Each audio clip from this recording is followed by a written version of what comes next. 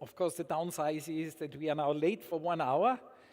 Therefore, we will kind of quickly jump into the plenary program of this GLEX conference. And the first day of GLEX will see 3 so-called high-level plenaries, and they are all dedicated to the topic, the future of space exploration. And to be sure that we are covering each and every aspect of this thrilling subject, we will invite on stage both representatives of agencies and governments, as well as representatives of the main industries that are active in this field. And this will allow us to cover both aspects, gaining a truly comprehensive look at what we can expect in terms of space exploration in the coming decades. But before we kick off this exciting program, let me share some organizational information. We always want to be sure and make sure that you, the audience, have also the opportunity to interact with our speakers, and therefore we point you to a platform which we are using. It's called Slido. You see it here on the screen behind me. That will allow you to ask questions during the plenaries. It will also allow you to upvote the questions of other participants, and of course the questions that have the most votes will have a better chance to be answered by our speakers. So please scan the QR code, register, and don't be shy, ask questions. But now it is my great pleasure to kick off this program by introducing the first of today's 3 plenaries, which is titled The Future of Space Exploration, the Agency Perspective, which I have the honor of moderating. And to start with, I would like to call up our speakers on stage, and it's my great pleasure to welcome on stage Dr. Josef Aschbacher, the Director General of the European Space Agency.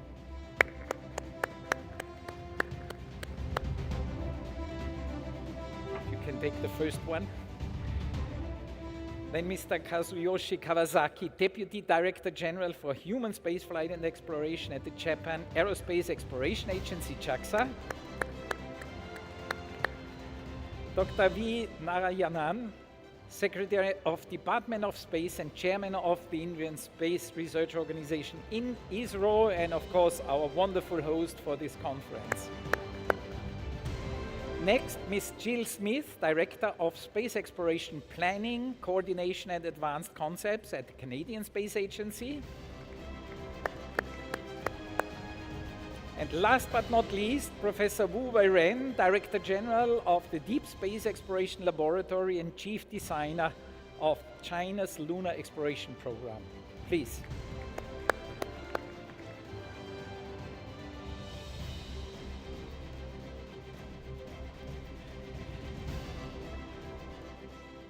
So there is so much one could say about space exploration as an introduction to this plenary, but I'm sure you all would be more interested to hear from our speakers, and therefore I would like to jump immediately into my questions to you. And my first question will go to all of you, one after the other, and that would be: space exploration has long been one of the most captivating elements of every agency's space program what plans does your country or your agency have in terms of space exploration for the coming years? Maybe we start with Dr. Aschbacher.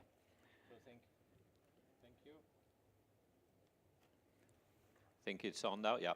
So thank you. First of all, I think this is really a question that drives us all. We have heard this morning from ISRO how inspiring exploration is for not only the space community, but the whole country. 1.4 billion people are getting inspired by incredible achievements which India has made in the last years. And I really would like once more to congratulate India for the huge successes you had and you still have in your pipeline for the future. Really impressive and very nice to see.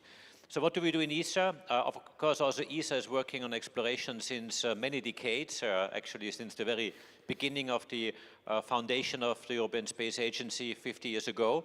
And we have a number of activities. But let me just highlight some of them and a bit the philosophy of what we had. First of all, exploration for me, for my member states, for ESA, is a top priority. And I'm not saying it because we are here at GLEX, but I can prove it with numbers. We had a very significant increase of our budgets of the Exploration Directorate or the exploration program called Terra Nova in the last ministerial. And we are preparing today a very, I would say, ambitious package again. This is under the leadership of Daniel Neuenschwander, who is here with us, who is actually quite active in putting with his team a very good proposal together and discussing it, preparing it with our member states. I see Germany just walking in when I talk about our member states as a key player also in exploration, but together with all the other ESA member states. So this is really something we do since a long time. So what are our priorities? Of course, ISS participation since the very beginning. We are one of the key partners of the ISS. You all know who they are, but the European Space Agency is one of the main ones, and there we have been incredibly successful in doing experiments and doing work on the space station, and as for more than 2.5 decades now, and this is really something that is a top priority and will continue. Of course, the future will bring commercial space stations, and we are already in very close discussion with the various actors who are preparing right now their commercial space stations for the future. In addition, of course, if you go from LEO, and LEO has both components, the experimental part and obviously the human part with the astronauts. But then we go towards Moon. There we have, of course, an active program with a number of activities. We have participation in some, I would say, smaller lander programs where we provide some contribution. But our bigger contributions are called Argonaut, which is a vehicle that transports infrastructure from Earth to the Moon surface, about 1.5 tons of payload. And this is in construction, in development right now. And in addition with or Moonlight, or I would say as a complement to, as a complement to Argonaut, we have Moonlight. Moonlight being a constellation, a future constellation for telecom and navigation around or on the Moon surface and around. So again, there we are investing, building up the Moon economy. Of course, we are in very early days on this, but certainly building blocks which we have. Of course, we are a very strong participant in the Artemis program. We have the major big contributions to the Gateway. We provide the European service module that brings astronauts around the Moon and eventually to the Moon surface. Of course, this is done with NASA. As you all know, there are budget discussions taking place right now. We will commit on our side to contribute what we have promised. We have always been a reliable partner, and we will continue to do so. If things change, of course, we will need to adjust, and we will be ready to do that, always in consultation with our member states and see what proposals we would eventually make. But certainly we are committed to move up our activities on the exploration of Moon and of course the low Earth orbit. Then we have Mars.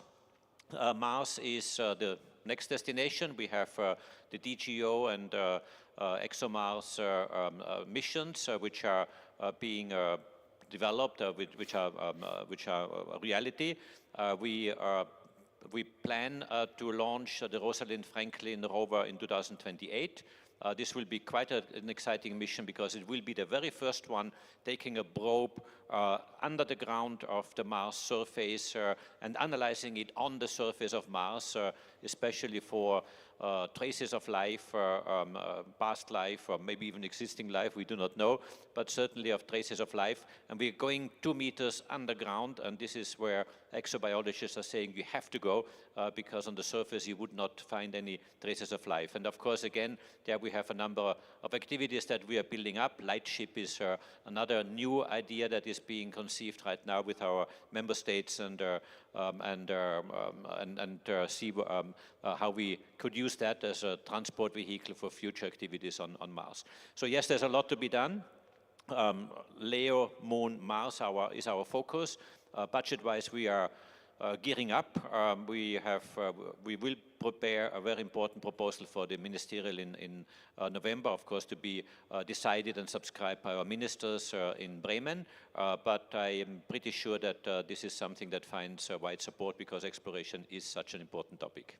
Well, thank you very much for this very comprehensive overview of this solid exploration program of the European Space Agency. Thank you.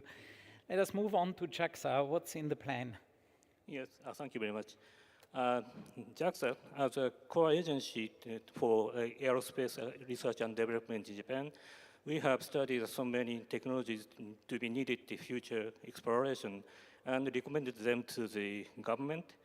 And finally, we got agreement, the Artemis Accord, that the Japanese government signed up in 2020.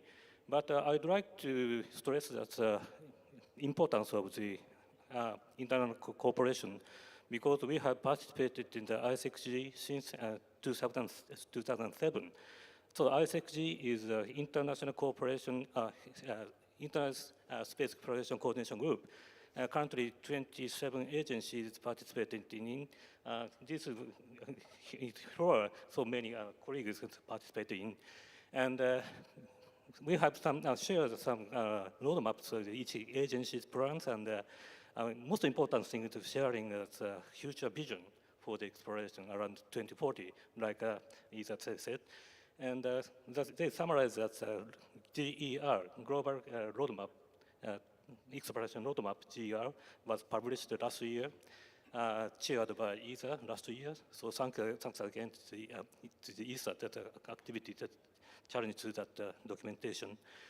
And also the GER is very important tool to discuss with our government because we have 18 years history to the ISXG. So this is so easy to communicate the importance to our government, to the importance of the exploration. And also we have published that Japan, JAXA also our own space exploration scenario in 2017. And we are now revising it in 3 or 4 years. And currently the newest version is being revised, reflecting the newest conclusion of the missions, or some studies from the architecture to build a moon base for the future. So our vision is to create a permanent human presence in around 2040, and in a sustainable manner. So in this scenario, so we have 3 major missions written in this scenario. First one is SLIM, which was already done last year, successfully landed on the moon, soft landing. It is a very precise manner. We call it pinpoint landing within the 100-meter accuracy. And the next one is step is lunar polar explorer is RUBEX, just Chandrayaan-5 RUBEX project, and in collaboration with ISRO. And we are going to search for the water ice existence in the moon solar polar region, and we have determined the amount and the quality of the water. And we have had an agreement with ISRO, and ISRO will provide us a lander, and we will provide a H2 rocket and also this rover we call the RUBEX. And after that, using this technology and measurement of the result, we are going to search for the moon polar region survey and make a permanent human habitat in the future with ISRO or other countries. And also we are going to developing a lunar rover, pressure rover. We can operate this rover with human and about more than 10 years around the southern polar region. So that is the plan right now. Thank you very much, Mr. Kawasaki, especially also for making the point for international cooperation through ISAC and bilateral or multilateral agreements. This is something that is also very close to the heart of the International Astronautical Federation. We want to provide a platform to be able to set up new cooperations and partnerships. Next, please, Chairman of ISRO, Mr. Narayanan, please. What's up? We've heard already a lot, but maybe you can give us an overview again and go in more details. Thank you. Space exploration holds a profound intellectual significance in India's space journey, inspiring millions of youth.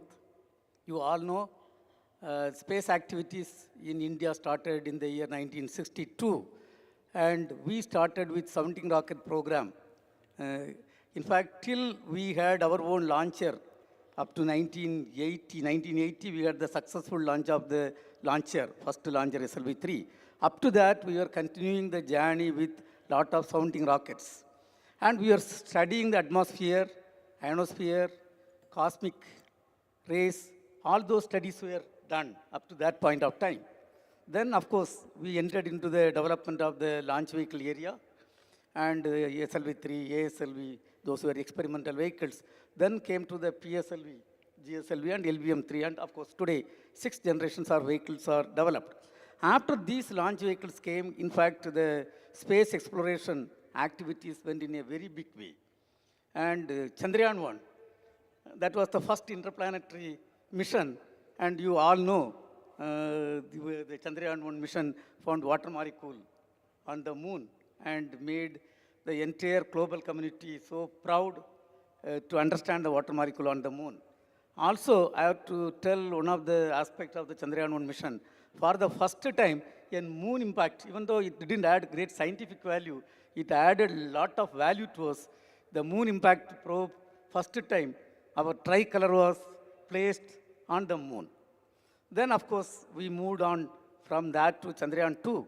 Chandrayaan-2 is supposed to be, it has to get a lot of objectives. Of course, we had to take it to the moon surface, then we had to have a soft landing, but soft landing we could not accomplish. It doesn't matter, but we are having a really a orbiter, which is having a high resolution. In fact, there are 8 payloads, and which has given a lot of scientific data. And the on-orbiter high resolution camera, which is having a resolution of 32 centimeters, is the best camera, as per my understanding, in the moon's orbit. Actually, the data are so good. Not only that camera, and the remaining payloads data are also so good. Then coming to the next one, the Mars orbiter mission. Of course, we have gone to Mars, and for the first time, we could succeed in the first attempt itself. And that itself was a great satisfaction. But then, the type of wealth of data which has come from that mission, including the Martian surface, morphology, and there are the indications of even hydroxyl molecules. Lot of discovery has happened through the Mars orbiter. Then coming to Chandrayaan-3, in fact, I will say it was a very exciting mission. And 23rd August 2023 is a great day for the entire country. Why? It is not only for Indian, I will say that it is a entire global community, it is a big day. For the first time, a soft landing near the south pole of moon, and then taking lot of data from the south pole of moon, including discovery of number of minerals. And our rover, when it came out and moved, there are places we have understood seismic activities there. Then electron clouds discovery in the appropriate locations. Then the thermal profile, in fact, we carried a sensor with almost 10 temperature sensors, and then the probe went inside the surface. And quite surprising, there were a lot of thermal gradient from the surface to even 10 centimeter depth. So we have discovered all these things, and one good thing is, unlike the old days, people will discover and keep it with them. But here, everything we have shared with the international community. Then, of course, we had a AstroSat mission, and that was another important mission we have got, and a lot of wealth of data has come. Then coming to XPOSat, X-ray polarimetric experiment. This is another important mission. Now then, last year, 2023, the Aditya L1 is the satellite, which we had to really travel almost 15 lakh kilometers and commissioned in the L1 point. L1, you all know, it is an imaginary orbit. So we have to commission and perfectly commissioned. And then, if you look at the data after 1 year, this year, January 6th, we were looking at the entire collected data, and we have disclosed the entire scientific community. And lot of almost 5 terabit data we have disclosed. And the second data set released was on February 14th. And one should see actually, unless you see the video, you cannot appreciate the mass ejection from the lunar surface. The video, when it was reported to me also, okay, some mass is getting ejected, that's what I was feeling. But when the video you see, you get a different feel, how the mass is there and how it gets dislodged and what is the type of area it is influencing and so much of activities, and this is done. Now coming to the, if you take the, rather that Chandrayaan related continuation mission as it was addressed, today we are going to have 2 more missions. Chandrayaan 4, already you have seen the model. It is going to be a sample return mission. And Chandrayaan 3, the total satellite mass is close to 4,000 kg, 3,913 kg if I am correct. But here it is a 9,600 kg satellite. And just for a comparison, Chandrayaan 3, the landing unit, it was something around 1,600 kg. But here it is going to be something around 6,800 kg is going to be the landing mass. And so a lot of things are happening. And of course, the sample return has to happen. Sample return means then a lot of docking, docking has to happen, docking and de-docking. At least 2 times you have to dock and 3 times you have to de-dock, all those things. And through the SpaceX, we have done all those experiments. And then that mission, in fact, we are working towards that mission that is on. And slowly, this is going to give lot of data in terms of, even though till today something around 300 kg sample is brought back and a lot of discovery is done. We are confident, so many research happened and then we could find out water molecule. Similar way, we are expecting a lot of outcome from that mission. We are going to put appropriate payloads. Then LUPEX mission. LUPEX mission is a joint collaboration. I am extremely happy that we both are working together. And then it is a very, very important mission. And Chandrayaan 3, the lifetime was only 14 days. But here we are going to have, my understanding is correct, 100 days is going to be the lifetime. 100 days means you can understand lot of wealth of data is likely to come out of that mission. And again, it is the rover, for example, in Chandrayaan 3, the rover mass was hardly 250 kg. But here the rover mass is going to be something around 350 kg is the rover mass, more than 10 times is the rover mass. And then it is a joint collaborative effort, and I am sure a lot of result will come out, and towards that lot of development has to take place. You know, so to have such a landing thing, including something around 6 ton, we have to land there on the surface, and you need to have new propulsion systems. Lot of work has to be done, and precisely you have to land. And then all those works are going on. And the culmination is, Honorable Prime Minister has given a clear direction. We have to have a crewed moon mission. And crewed moon mission means solely when you take through the robot a lot of sample versus when somebody goes there and then try to understand. That has a different feeling. And that, we are working on that. Now further, if you see Venus orbiter mission. Venus is another interesting planet. In fact, that atmosphere, temperature profile, everything is totally different. And that we have got the approval for the Venus orbiter mission. Then Mars, earlier the mission was only a Mars orbiter mission. Now we are working on the Mars lander mission. This also the work is going on. So thereby, in fact, in the area of space exploration, our hands are full. And one very good thing is, whatever data we are going to receive out of all this mission, we have taken a call that everything will be shared with the international community. Because when we talk about the single family, simply talking alone is not adequate. We have to prove ourselves. So this decision we have taken, like Chandrayaan 3, whatever we shared, same way we are going to share the data. Thereby, I am very happy to inform this August audience that ISRO is having a very vibrant space exploration activities. Thank you. Well, thank you very much for this outline of all the outstanding successes. Let me just remind everybody that Chandrayaan 3 indeed was such an outstanding mission that the International Astronautical Federation has awarded its highest award last year to Chandrayaan 3. So once again, congratulations, and of course, exciting to hear what your plans for the future are. Let's move on to Canada. Ms. Jill Smith, please. There we go. Yeah. Thank you for inviting me. It's a pleasure to be here at GLEX in India. It's really an honor to be here as part of this panel to talk about the Canadian space program. You see on the slide some of the major activities that are going on currently in Canada in space exploration. We have many missions and initiatives in operation right now. We have Canadarm2, which has been operating on the International Space Station for close to 25 years. And just recently it performed its 50th free flyer capture. And this is something that was not even designed to do with Canadarm2 in the beginning. So it really shows the versatility of the robotics operations that we're capable to do. We're also using the ISS in terms of science development. We're focusing a lot on health and medical research. So this is great activities. We do have Canadian elements on the James Webb Space Telescope, which continues to operate and keeps wowing us with amazing pictures and discoveries of the cosmos. In the near term, we are looking forward to receive the Canadian portion of the asteroid samples from Bennu. So that came from the OSIRIS-REx mission. It will be stored in our clean room that we're currently building at the CSA, so we are receiving them next year.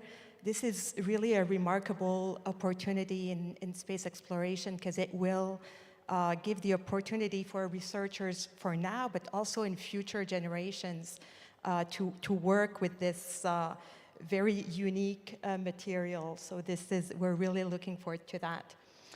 In terms of the lunar portfolio, we are a partner in the Gateway program. We are following very closely the budgetary decisions that are being made right now in the US, but continuing to work on Canadarm3 and advancing our robotics expertise and capabilities in Canada. But we're also investing in mobility for the lunar surface.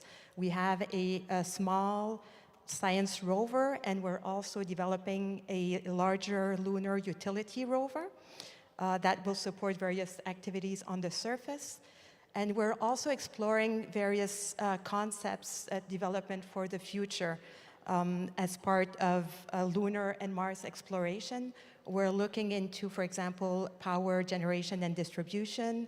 We're looking into communications. We're looking into ISRO. So we see those as fields of the future that we're interested in investing in right now. So those are concept studies. We're doing some architecture studies, but hopefully we'd be able to progress on those as well. We also have a core of astronauts who are training. Jeremy Henson is training for the Artemis 2 mission. We have Josh Kutruk, who's training for a long duration stay on board the ISS. And we're also looking into how we want to continue to use a LEO post-ISS. So this is also a major activity that's going on right now. I'll close by saying, so if the CSA reports to the Minister of Industry, Science and Innovation. So everything we do involves the Canadian space sector and in industry and in academia as well. They're really key to help us achieving the goals that we're setting for ourselves in Canada. And we have a lot of work ahead of us, and hearing what the partners are doing as well. Of course, international collaboration is key into delivering everything that we do. So thank you. Thank you very much for giving this overview on this manifold different aspects of Canadian space exploration program. Last but not least, Professor Wu, if you could let us know what China's exploration program has in stake for us. 谢谢主任，我用中文说，为了准确的表达，我用中文说，然后我的同事翻译成英文。So Professor Wu will speak in Chinese and we will translate. 中国未来10年应该是航天大发展的时代。我主要讲一下我们国家未来10年的深空探测。这深空探测里面呢，一是月球探测，二是行星探测，三是小行星探测。 So in the next 10 years, will be a big program for China aerospace development. And this is one inside we are focusing on the deep space exploration. For the deep space exploration, it will be the 3 parts. First one is the lunar exploration. The second is planetary exploration, and the third one is the asteroid exploration. 在月球探测方面，我们主要是3件事：一是我们明年将发射嫦娥6号，实现在月球南极着陆，并且呢，能够在月球南极的深坑里面去探测水存在的证据。同时呢，我们2029年左右发射嫦娥7号，也是着陆在月球南极，主要是月球资源的科学考察和月球资源的利用。 So it's for the lunar exploration is also 3 of the different major missions. The first one is the Chang'e mission, the Chang'e 7 and the Chang'e 8. So it's the Chang'e 7 will be launched in the next year. So it will be land on the south pole of the moon. The purpose is will be to find the direct evidence of the ice water on the south pole. And for the Chang'e 8 will be launched before the 2030. Maybe around 2029 would be to have the basic structure of the lunar base will be established, including some power system and the communication system. 在月球上的第2件事呢，是我们争取2030年前后实现把中国人送上月球。The second major mission is we will try to send the first Chinese astronaut landing on the surface of the moon before 2030. 在月球上第3件事呢，是我们已经和17个国家联合签署了协议，还有50多个国际组织。我们希望在月球上建设一个月球国际科研站，这个站址呢就选择在月球南极。The third major mission is we already have cooperated in the global more than 17 of the countries and the international governmental organization, and also more than 50 of the international academic institutions to jointly to build International Lunar Research Station. The purpose of this International Lunar Research Station will be to build a permanent station. The lunar base will be on the south pole of the moon. 在深空探测的第2项工作啊，就是行星探测。我们现在正在研制天问3号，希望是在2030年前后实现在月球上在火星上采样返回，争取我们现在已经开始在建设火星地面实验室。So for the planetary exploration, the first one is the Tianwen 3, which the purpose will be take the samples, Mars samples from the surface of Mars and return back to the Earth. So we would like to launch it around 2028, and it will be returned back around 2030 or 31. So we already start to build the planetary sample laboratory in China. 同时我们正在研制天问4号，天问4号将实现对木星及其木星系的探测。探测过后呢，然后呢，我们转身对彗星的探测，这个是更远的探测了。And the next mission will be called Tianwen-4. The Tianwen-4 will be to launch around 2030. The purpose is this mission is to exploration for the Jupiter and his satellite. And after the exploration of the Jupiter will be to exploration to other comets. So this is a further deep space exploration. 在深空探测第3个方面，我们主要开展是小行星的探测。今年5月底，我们将发射一个天文2号，实现在4000万公里的地方对一个小天体实现采样返回。The third part of the deep space exploration is asteroid exploration. Just at the end of this month, we will launch another mission. It's called Tianwen-2. The purpose of the Tianwen-2 it will be fly to the one of the near-Earth asteroid, which is 40 million kilometers away from the Earth. We will have some exploration and take the sample from this asteroid and return back. 在小行星探测方面的第2件工作呢，就是我们国家将建设小行星这个防御系统。包括那个地基的天基的，以防小行星撞击地球造成严重的威胁，所以我们要构建这么一套系统，争取人类为人类做出一些中国的贡献。For the asteroid exploration, the second mission is about the near-Earth asteroid defense. So China will consider to establish one of the whole of the system, which is on ground and also on the space. So this is a system will be avoid the damage will be caused by the pack of the near-Earth asteroid. So this will be system to defense of the future damage of the asteroid. 在小行星探测方面，第3件工作就是我们正在酝酿，中国科学家提出来，准备在2027年左右实施一次小行星在太空拦截，改变它的轨道。这个小行星我们选择30米到50米直径的，可能是潜在威胁地球的这么小天体。我们希望能够在太空对它进行动能拦截，改变它的运行轨道，以3到5个厘米每秒。So for this purpose that we would like to make a demonstration mission around 2027, we will choose one of the near-Earth asteroids, which is a diameter around from the 30 to 50 meters, where we have the kinetic impact to this asteroid and light them to change its orbit about 3 to 5 meters per second. 这是中国未来几年的在深空探测方面的3个方面的工作。我刚才简单归纳一下，我觉得在月球方面我们要干3件事情，在行星探测方面我们干3件事情，在小行星探测方面我们也干3件事情，加起来9件事情。So this is totally the 3 part of the China deep space missions in the next 10 years. So for every part will be have 3 missions.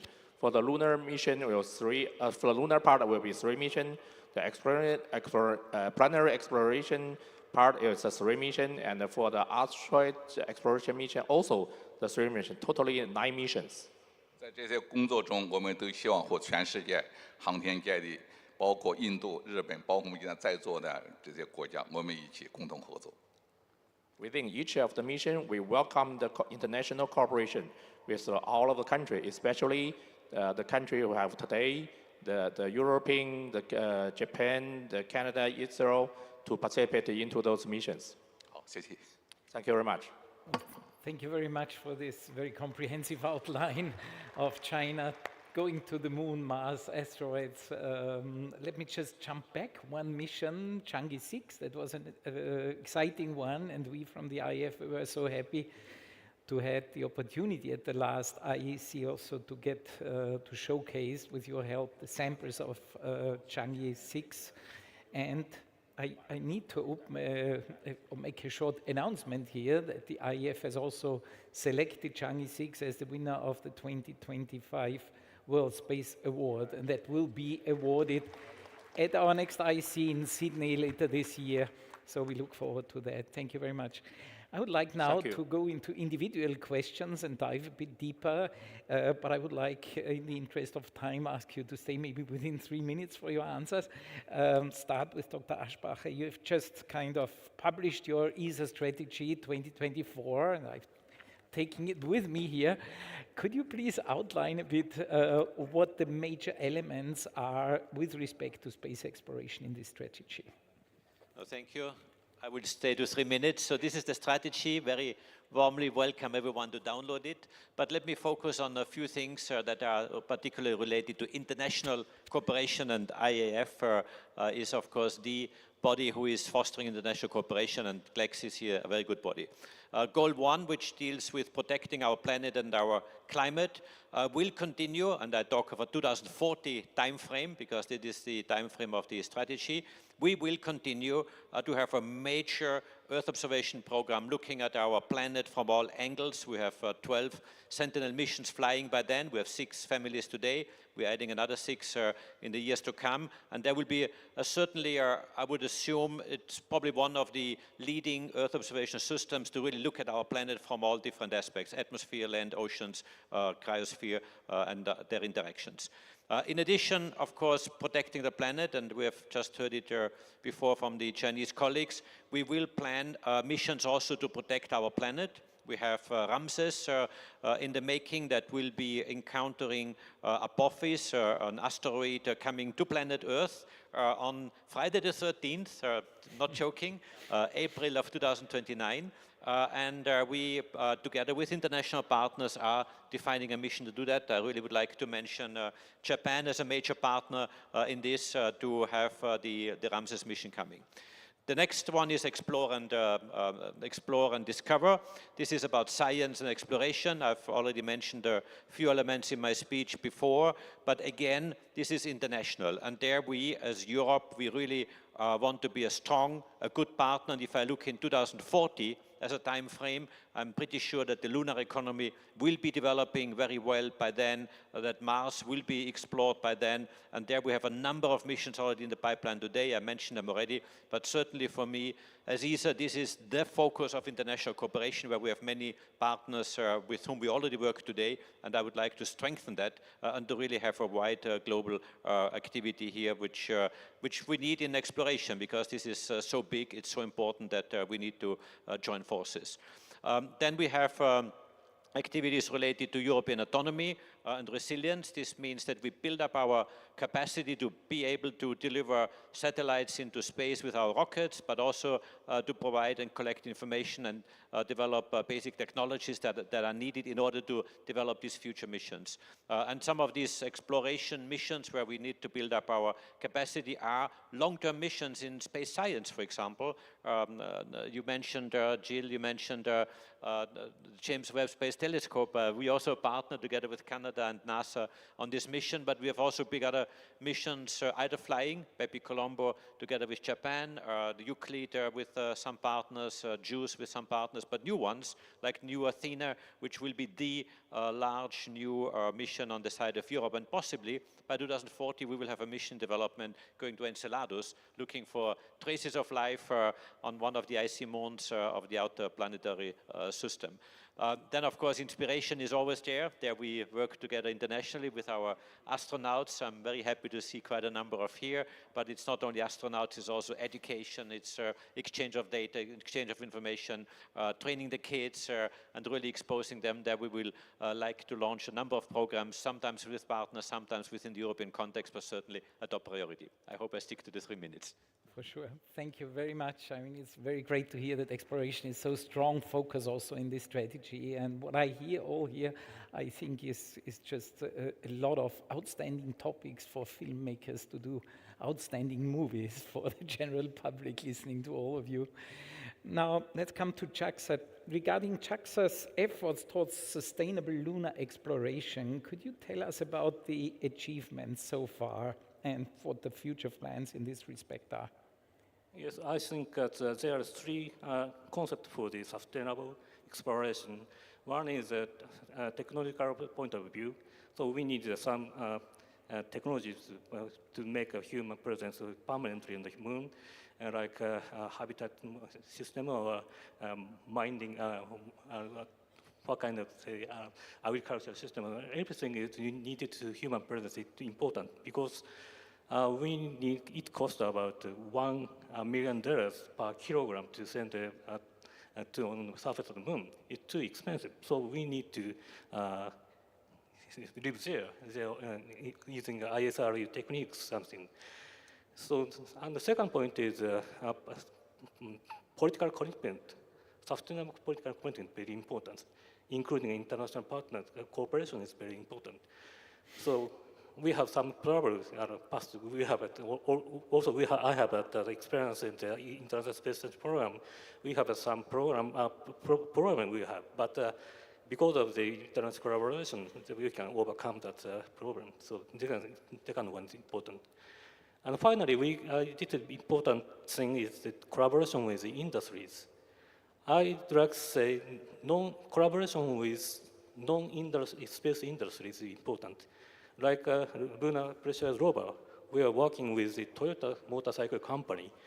And they are not a space company, but they're very interested in that project because the technology that through the gains of that project can be returned to here on Earth. So already our project affecting that economy here on Earth, so the connection between the space, non-space industry for the exploration is very important. So we are going to do this kind of project making right now.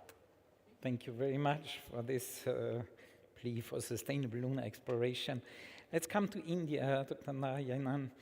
India has been pursuing a space program with an objective, in the first instance, of course, to bringing the benefits of space technology to society and for national benefits and development, of course. But you have also achieved tremendous achievements already in space exploration. Could you highlight one or two key successes of ISRO in the recent endeavors in space exploration? Key success, I think I can share a couple of things. Now, you know, the docking experiments, we all understand when we are going for huge programs like crewed mission to moon. Surely one can have a big rocket and the requirement is something around 125 ton is the type of mass you have to lift it to low Earth orbit. But then if you develop such a rocket, what is the use of such a rocket after that? So we have debated and decided we will not do that. We will lift 2 modules and dock in the space and accomplish the mission. That means docking is a mandatory requirement. And of course, Chandrayaan 4 also I already explained docking is required. So keeping all these things in the mind, we mounted a program and SpaceX program. We lifted up 2 satellites last year, December 30th, placed in the orbit. But then 2 satellites are rotating with a velocity of 28,400 kilometers per hour. Even we can understand, I think as a layman, one can understand if the 2 cars are moving on the road with 100 kilometers per hour velocity, with relative velocity can be less, but then how to dock with a set of algorithms, cameras and systems. It's very, very difficult to imagine, but in the space, this has to be done in an autonomous way. And in fact, first time when we tried to dock, honestly speaking, we could not succeed. We had to make 3-4 attempts. And even though we had a simulator doing a lot of things, then finally, when we had a docking on 16th January, it was so exciting. It was not a perfect docking, I will say, but it was docked. And then through that system, we cannot really transfer the power from one satellite to another satellite. Then we studied perfectly, did a lot of simulation. At least thousands of simulations were carried out through a simulator. Then we de-docked the system on March 13th, if I am correct. Subsequently, we went for the second docking. Second docking, I have to say that it was done like a child play. Through a set of systems, it was perfectly done, and the power transfer was also done. And then, of course, we have also now de-docked. And another important experiment what we could do is the circumnavigation. That is one satellite rotating over the another satellite in manual mode and auto mode. It was so satisfying mission. And happy to report to this audience that we accounted 10 kg propellant, each satellite 5 kg propellant for this purpose. And we have completed the entire mission objective with 50% of the propellant. Right now we are having 50% left out. I think it is our imagination, we can do a lot of experiments. That is one of the recent achievements. Another one, when you go back to the Aditya L1, I think the project director of Aditya L1 is here, Nigar Saji. You know, when they started building the satellite, originally, if my memory is correct, the satellite mass is supposed to be 1,450 kg maximum. But when they started building, the satellite mass went to 1,520 kg. And the PSLV vehicle is the vehicle already fixed. Now, I was put as the Mission Readiness Review Committee chairperson, where we have to review the satellite, launcher, ground segment, and finally we have to give the clearance. So before the meeting, one day I called the project director, I think he's here, Nigar Saji, can you explain what is the propellant margin available in the satellite? Because we have to travel almost 15 lakh kilometers, commission the satellite, and then the satellite has to work, design life was 5 years, and then she was telling only 10 to 12 kg propellant margin is there. Please understand, when the launcher places the satellite with some dispersion, which is a little beyond expected level, and you have to travel first time 15 lakh kilometers and commission the satellite in L1 orbit, I was not confident on the success of the mission, to be frank.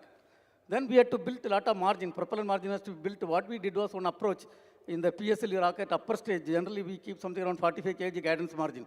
We slashed down to minimal level. So that we built margin. Then the entire the trajectory we revisited, tried to optimize. And finally, I am happy to report that we have gone successfully, commissioned the satellite. Today, I think the life of the satellite with respect to propellant availability is more than 8 years. So it is a highly satisfying mission. Not only that, the entire payloads have worked as I told, and we are getting wealth of data. Till now, 5 terabit data is rolled out. And Chandrayaan 3 is really a little different game. Chandrayaan 2, we could not succeed in soft landing. Now, then we are going up to 3 years for the Chandrayaan 3. You know, the type of tension you can have. And in fact, a committee was constituted to understand what are the improvements. I happen to be the national committee, that committee I was chairing. And we have given 107 recommendations from Chandrayaan 2 to Chandrayaan 3. And everything is implemented, and we are going for the second attempt. Second attempt, you know, if you don't succeed, what will happen, you know it. In the country, we cannot face even our own life partners, we cannot face. That is the situation. But then we were doing a very systematic job. We improved the propulsion system, improved the lander systems, and hazarder. We had the Chandrayaan 2 historically. Again, another country tried to land, and well-experienced people. And then they could not succeed. Then that put additional pressure on us. And then, we did all simulations. Extensive simulation studies were carried out. Then we were going ahead. In 19 minutes, all the 3 parameters, the horizontal velocity, vertical velocity, and altitude, all the 3 made near to 0. And generally, there is a statement, Indians are credited with discovering 0 in the earlier days. That day, all the 3 parameters simultaneously making a 0 and soft landing. That was a very, very exciting time. And not only that, another tensed moment I would like to say, probably I don't know you are all aware. Yes, it has successfully landed. Now the rover has to come out. And rover is not coming out. And for 1 or 2 hours, it is not coming out. Maybe command is going, and we were worried whether command is going, received, all these things. Finally, you should see when the rover coming out, the scene you should see when the power generation is happening. It's such a golden bright color. That scene, unless you see, you cannot enjoy that. So exciting scene. And then rover coming out. It was so exciting mission. So like that, I think I can share a lot of things. I don't want to dwell further. Already time is going out. So it was a very, very interesting and exciting, challenging period. In fact, I want to share one thing, supposed to be confidential, but I can share. Chandrayaan 3 day, before landing, I got a phone call from my permanent boss. The statement made was, without success, don't come back to the house. This was the statement made. Then you can understand this was the statement to most of the people. And it was a great, exciting day for all Indians and all the scientific community across the globe. Thank you. Yeah, space exploration is indeed a very challenging area, of course, and everybody needs to show successes in order to keep the support of the government, of the general public. So congratulations to all these success stories. For Canada, international collaboration has always been at the core of the Canadian Space Agency's activities in space exploration. Can you tell us what lessons your agency has learned from the work with international partners and how this has reshaped how you approach partnerships and collaboration in space exploration in the future? Yeah, thank you for this question. International collaboration is indeed part of our DNA in Canada. We do most of our portfolio of activities with international partners, whether it's in Earth observation or space exploration or all the activities that we're doing. It was mentioned this morning, we are a cooperating state of the European Space Agency. This allows us to connect the Canadian space sector to unique opportunities in Europe, and that has been a very successful partnership for us and for Europe as well, I hope. We are collaborating with partners, whether it's in planetary science, astronomy, human spaceflight as well. And I guess the key that we see to partnership is the diversity from ideas that we can gather when we work with other partners. It really gives us more opportunities to learn from the risks and challenges from the harsh space environment, and it allows us to adjust our own methods, our processes, and to work better and faster. So we continue to be a reliable partner. We deliver on our commitments, and our collaboration approach has been extremely successful in the past. And it will still guide us through the various opportunities and challenges that space exploration has in the coming years. Thank you. Thank you very much. Now, last but not least, also a question to Professor Wu. You have mentioned before the International Lunar Research Station, ILRS. This is a huge, large-scale international scientific initiative led by China. What are your expectations for the future development, construction, and international cooperation on this project? Thank you. 中国过去参加过很多国际大科学计划和国际大科学工程，但是呢，中国自己从来没有主导或者第一个提出过这种大科学工程，所以我们这次提出在月球南极建设国际月球科研站，这是中国主导或者提出的第一个大科学工程，我们国家领导人和我们整个中国的航天界都高度重视。 In the history that China have participated a lot of the international large-scale scientific project or large-scale scientific engineering project, but they have never have initial and lead one of the international large-scale scientific project. So International Lunar Research Station, the IRS, is the first the large-scale scientific project what is initial and led by China. Therefore, there's national leader and also all of the China space industry have paid a lot of attention to this is the international cooperation. 所以我们提出在月球南极建设一个长期无人运行、短期有人参与的这么一个工程，主要要实现月球的长期月面科考，就是科学考察、月面资源观测、资源利用，还有日地环境。 地域空间环境的考察这方面等等一些科学目的的一种工程。Therefore, the purpose of International Lunar Research Station is to build up the permanent space base on the south pole of the moon. That will have the long-term the robotic and the short-term the involved with the astronauts. So could be have some of scientific survey, have some of in pseudo-lunar resources utilization, and also will be exploration of the environment between the sun and the earth and the lunar and the earth.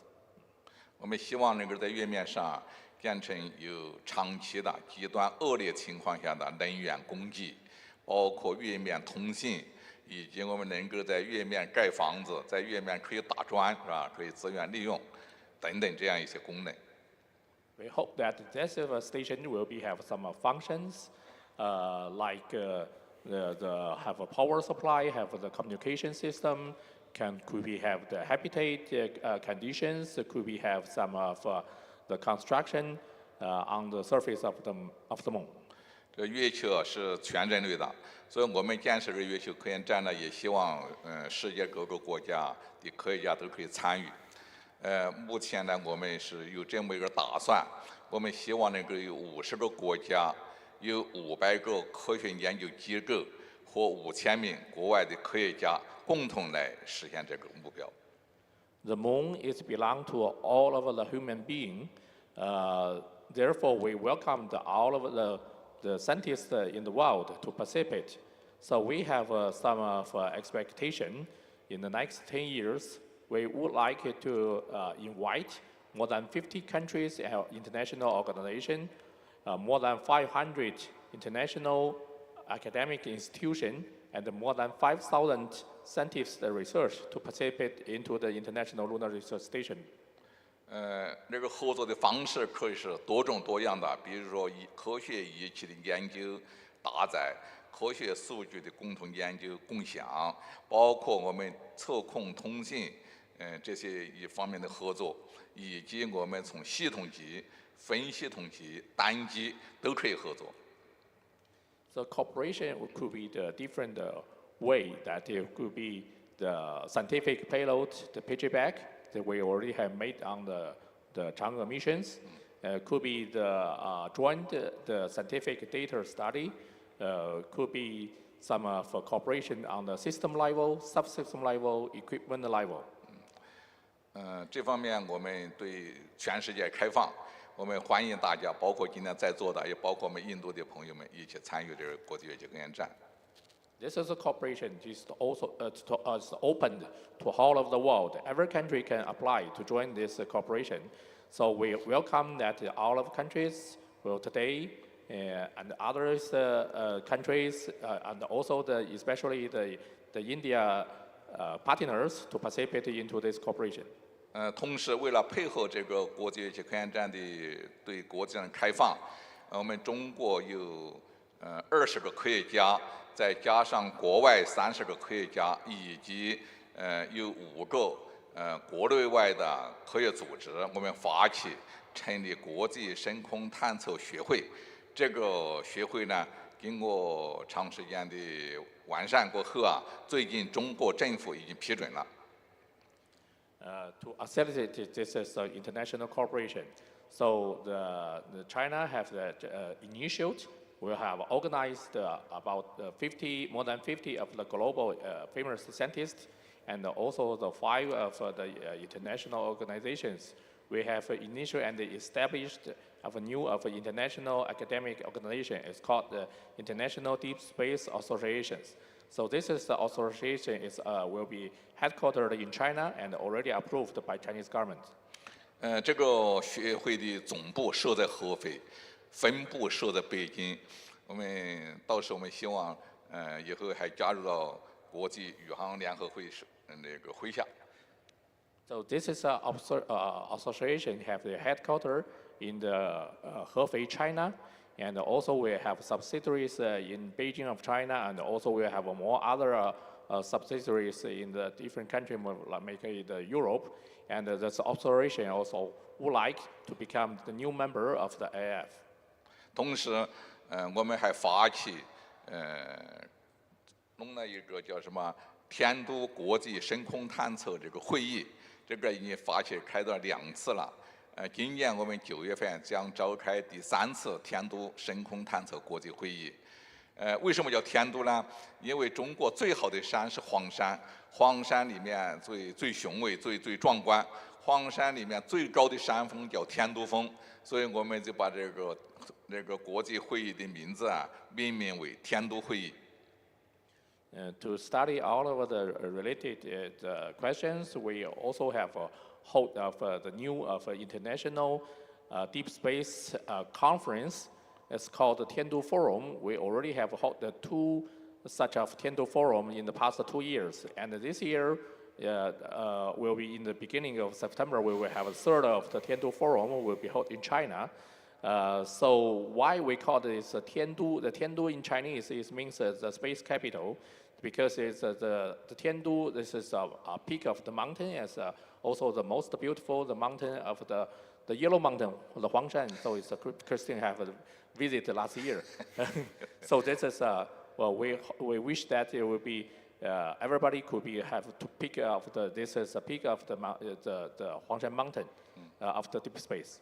Thank you. 所以我们构建了这么2个学术交流的平台，我们希望在座的专家或在座的我们这个听众啊，都能够到黄山也看一看，游一游。谢谢。So we have built such two of the international cooperation platform. One is the International Deep Space Association. Another is the International Deep Space Conference, the Tiandu Forum. We welcome everybody to come to China to participate, and we will go together to study the International Lunar Research Station. Thank you. Well, thank you very much. And we are just running out of time, so we do not have time for questions from the audience, but a lot of questions were towards international cooperation, which you have expanded very intensively already. I would like to ask you to give a round of applause to our distinguished speakers. I think this was an outstanding start of this conference. And if you allow me to ask you, just stand up here for a group picture. And with this, with some delay, I can release you to all your bilaterals. I know you all have full schedule. Please. Yes, of course.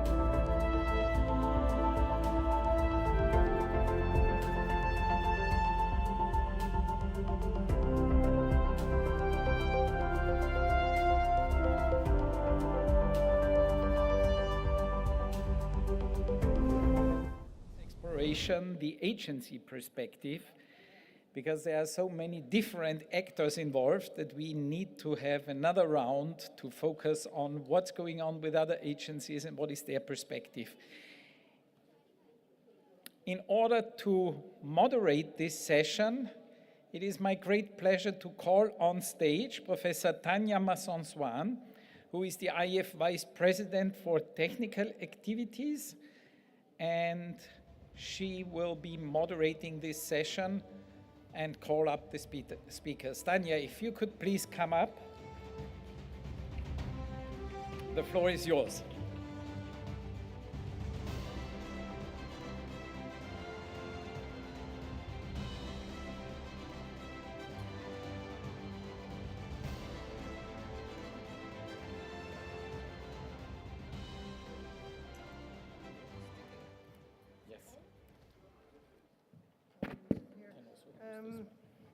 The clock is ticking already, so we're starting right away. Good afternoon. Welcome to the second high-level Space Leaders Plenary. As we have already heard several times today, space exploration has always been a testament to human curiosity and ingenuity, pun intended.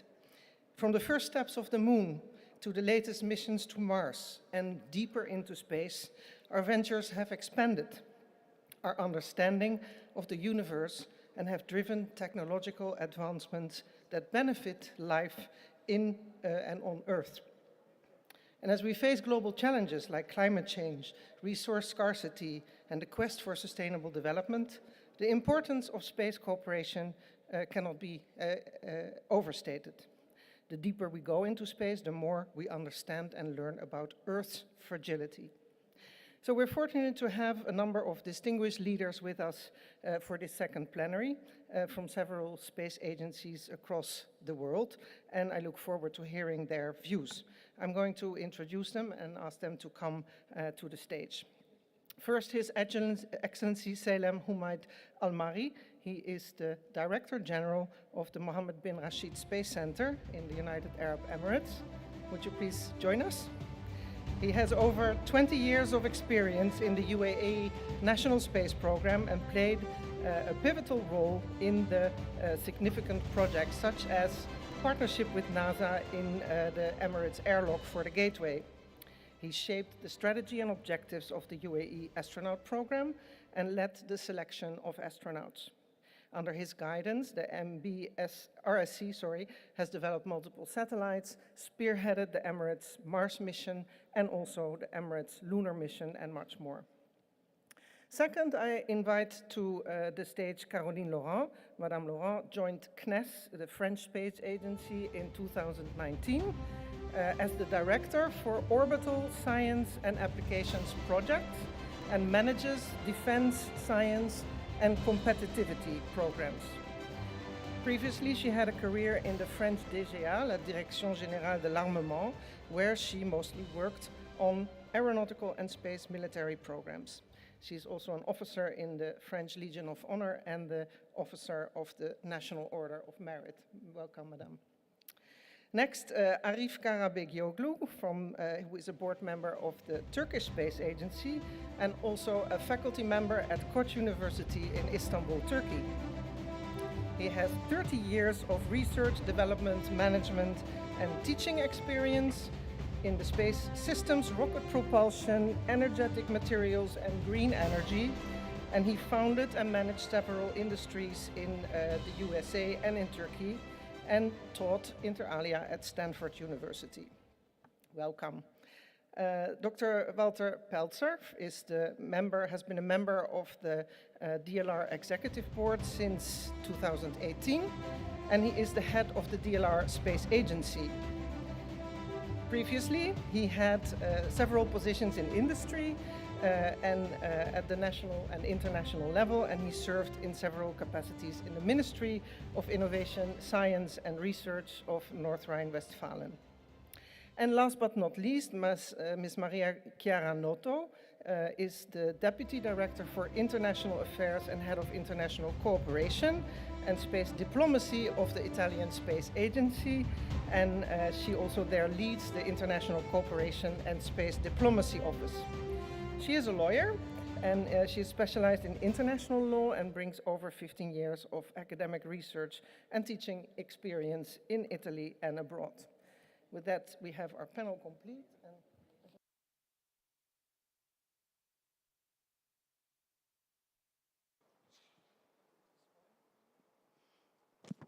Now it's on, yes.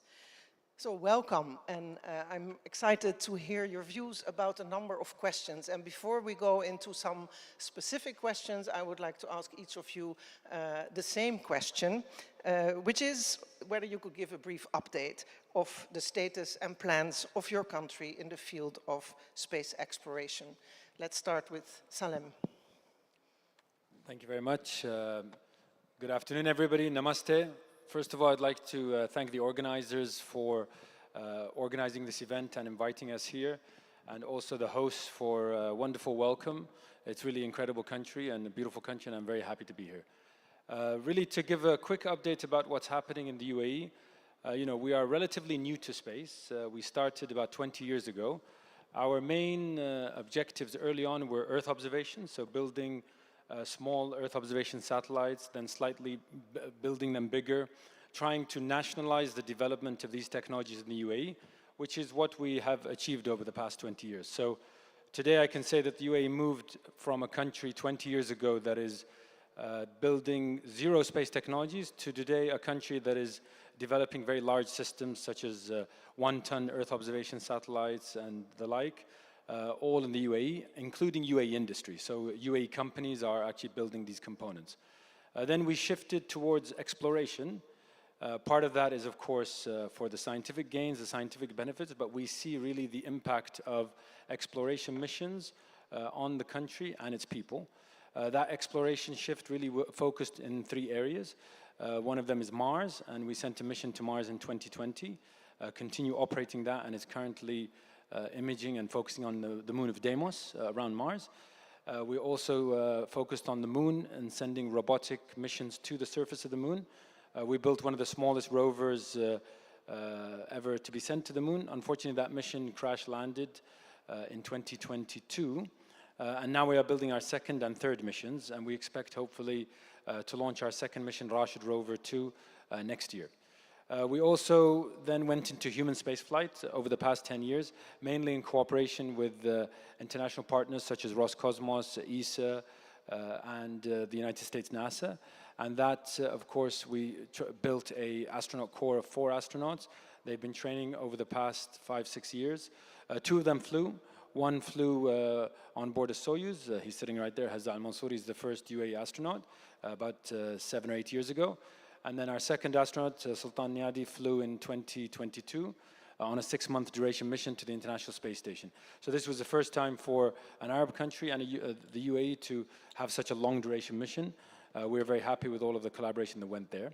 Our final cooperation, or final update that we're focusing on is, of course, cooperation beyond what we are looking at today, and that is exploring the moon and building missions like the Gateway Space Station. So the UAE now is a partner in that space station. And of course, we're looking at what's beyond the moon towards Mars. Thank you.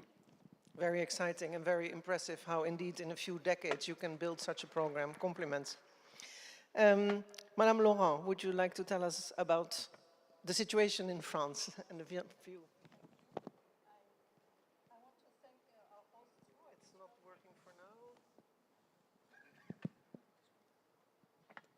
I want to thank our host too. I learned today that ISRO and CNES share the date of birth. It's 1962, so we were born in the same year.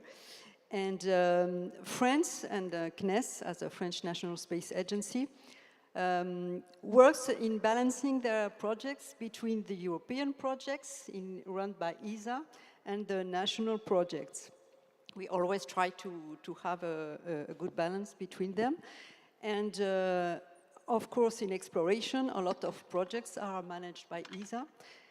And we are as ESA member state, we contribute actively to the policy of ESA and the projects, and also our industry is involved. And in most of ESA scientific projects, there are national contributions apart from the global budget given to ESA.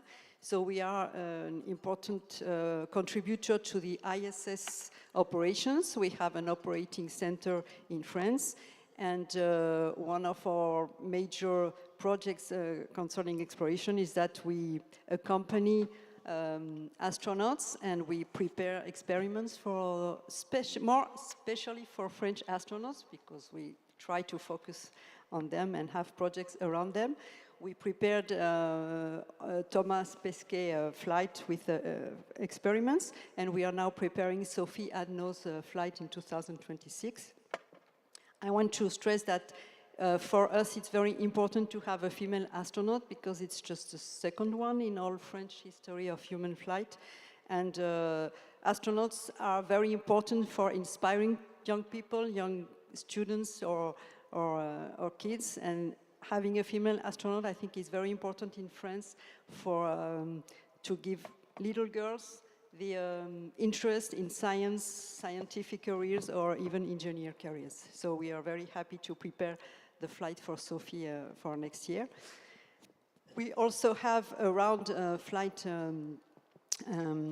human flight, a French institute, medical institute called MEDES, that prepares their flights and that works on space medicine. We are an important contributor, of course, to the Artemis ESA's contribution and to the Mars sample return, which is an important program for French science. And our industry is very much involved. We are involved in the Gateway. We are involved in the service modules of Orion. So of course, we are concerned with what's happening, and maybe we'll talk about that later on, but we are also contributors to other European projects like ExoMars. And we have French industry, French startups involved in the service call that made ESA for a LEO cargo return from private companies. So that's the European part of CNES activities, and we balance that with international contributions, multilateral or bilateral projects. Of course, CNES works, the national budget is more national when it's related to defense or competitivity of our industry, but everything that is related with science, climate monitoring or astrophysics or exploration is all about international cooperation. And we have, again, projects with NASA. We have worked a lot with NASA on Mars missions, on Curiosity, on Perseverance. We have French instruments. We work in the operations with them. But we also have a very important cooperation with JAXA on the MMX mission, where we work on the flight dynamics, but also we have a rover, a cooperation with DLR, just there. And it is an important mission on the Mars moons flying next year. We have an important cooperation with you, with Emirates on the Rashid. We had small cameras on the Rashid 1 and 2, and we had some vacuum tests in CNES. We have starting a cooperation with India on human flight. We have a long history of cooperation with India on Earth observation, and we are starting in human flight exploration by helping them with preparing the operations, and on medical surgeons too with the MEDES. And we also have an important cooperation with China. We had an instrument, Dawn instrument on Chang'e 6 that flew in June 2024 for measuring radon. And these are some examples of what we're working on. We are working on studies and architectural studies on lunar rovers, on lunar robotics, on some other instruments for exploration. And we also have an inclusive project called Spaceship, where we work on mobility, on fooding and nutrition, on health, on energy for future lunar habitat. And we try to work with non-space companies that come to work with us on all these different items, and try to bring innovations that could have then an application on Earth for the good of humanity. And I'd like to mention an important project in France, which is the Novespace company, which is operating the Airbus Zero-G. I'd like to mention it because Thomas Pesquet, I don't know if he's still here this afternoon, but has been appointed as a chair of that company, and we're very happy about that. And it operates the zero-gravity flights. And that's an overview of Thank you. French. And of course, France is such a long-standing space power. We could go on for much longer, I presume. But very impressive. And indeed, the spread between activities in the context of an international organization like ESA, but also the EU, as well as having national programs, is of course often an aspect that states have to deal with, especially concerning national security programs. And very happy also to hear about Sophie, about the French female astronaut. I fully support your view. How is it in Turkey, Arif? Tell us. Thank you. First of all, I'd like to start by thanking IAF for this very kind invitation. And it's a great pleasure to be here in India. It's my first time. I love it. Hopefully, I'll have 2 more great days. Anyway, what I'd like to tell you is the Turkey's journey in space actually have started late in 1990s. We started by operating our own satellites. We actually did some satellite technology development, satellite system development in the 2000s, but things really started to kick off in 2018 when we started the Turkish Space Agency. And then Turkish president in 2021 actually announced essentially a space program for Turkey. And in that space program, we had like 10 important objectives, and 3 of them were incredibly important. The first one was the first Turkish astronaut, which was successfully sent out last year. The second one is the lunar mission. Lunar mission is going to happen very soon. We'll talk about that hopefully a little bit more. And the third one is a spaceport. Thinking of a spaceport so that we can, launch our own rockets into space, maybe launch other people's rockets into space. That's the third thing that we had in mind. So we can say that in 2018, we actually shifted gears to a high gear. So that was very, very important for Turkey. That actually started some very new companies, also the private sector in Turkey. A good example is Fergani company, which I'm also partly involved with. This company is actually in the process of building a LEO constellation doing navigation. So we're going to have 100+ satellites doing navigation.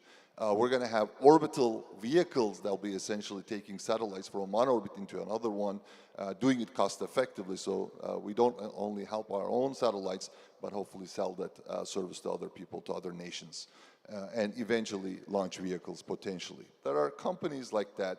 The numbers are not adequate, but hopefully they'll be increasing over time. The projects or the areas that we're going to be essentially working essentially in the deep space area is government has to obviously support that, and government is very keen on supporting the moon. So the moon is the obvious target. It is so close and so large that it's very hard to ignore. So the Turkish government really is keen on developing lunar technologies, and we also like to get into areas of what we call lunar surface technologies. This includes logistics, communication, navigation, and in situ material production. So that is an area that we're trying to get into technology-wise. We also have our lunar project, which will actually take our nation to the moon. Hopefully in a couple of years we'll maybe talk a little bit more about that. Manned space flight. We sent our first astronaut, I briefly mentioned that. We'd like to continue that effort. Maybe we'll not send a lot of astronauts in the near future, but we'd like to actually do science missions. We'd like to participate with the nations who are doing manned space flight, help them with certain technologies and other things. So that is also what is happening. But the most important, in my opinion, is really the private sector. All the things that I've mentioned so far is essentially the government pushing things. But I don't think you can actually make an impact by just having the government pushing things in space. I'm a keen believer of the commercial market, the one that actually grew in US very successfully. That's what we're trying to achieve in Turkey. So as the Turkish Space Agency, we're trying to harvest the private sector. Turkey has some advantages. Geography is one huge advantage in that area. We're really close to a lot of different places, right? And then we have an industry, which is very good. And also we have a lot of young people who are very interested in technology and science, and luckily space.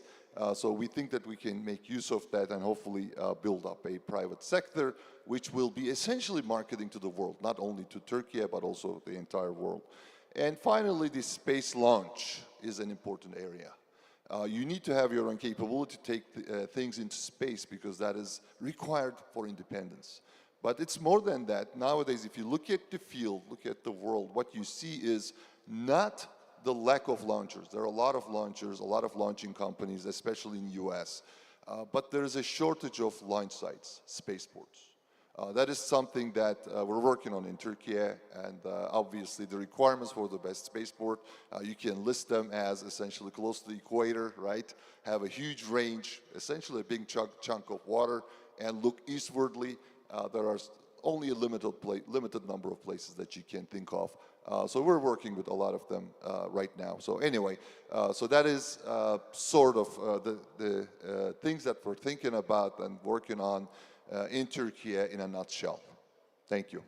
Wonderful, thank you, Arif. And of course, we will all meet next year in Antalya. We see the beautiful photos here, and so that also underlines, and we'll talk about it later, but underlines also the big jump and achievements that Turkey has made. Thank you. Walter, how is it in Germany? Could you tell us a bit about space exploration?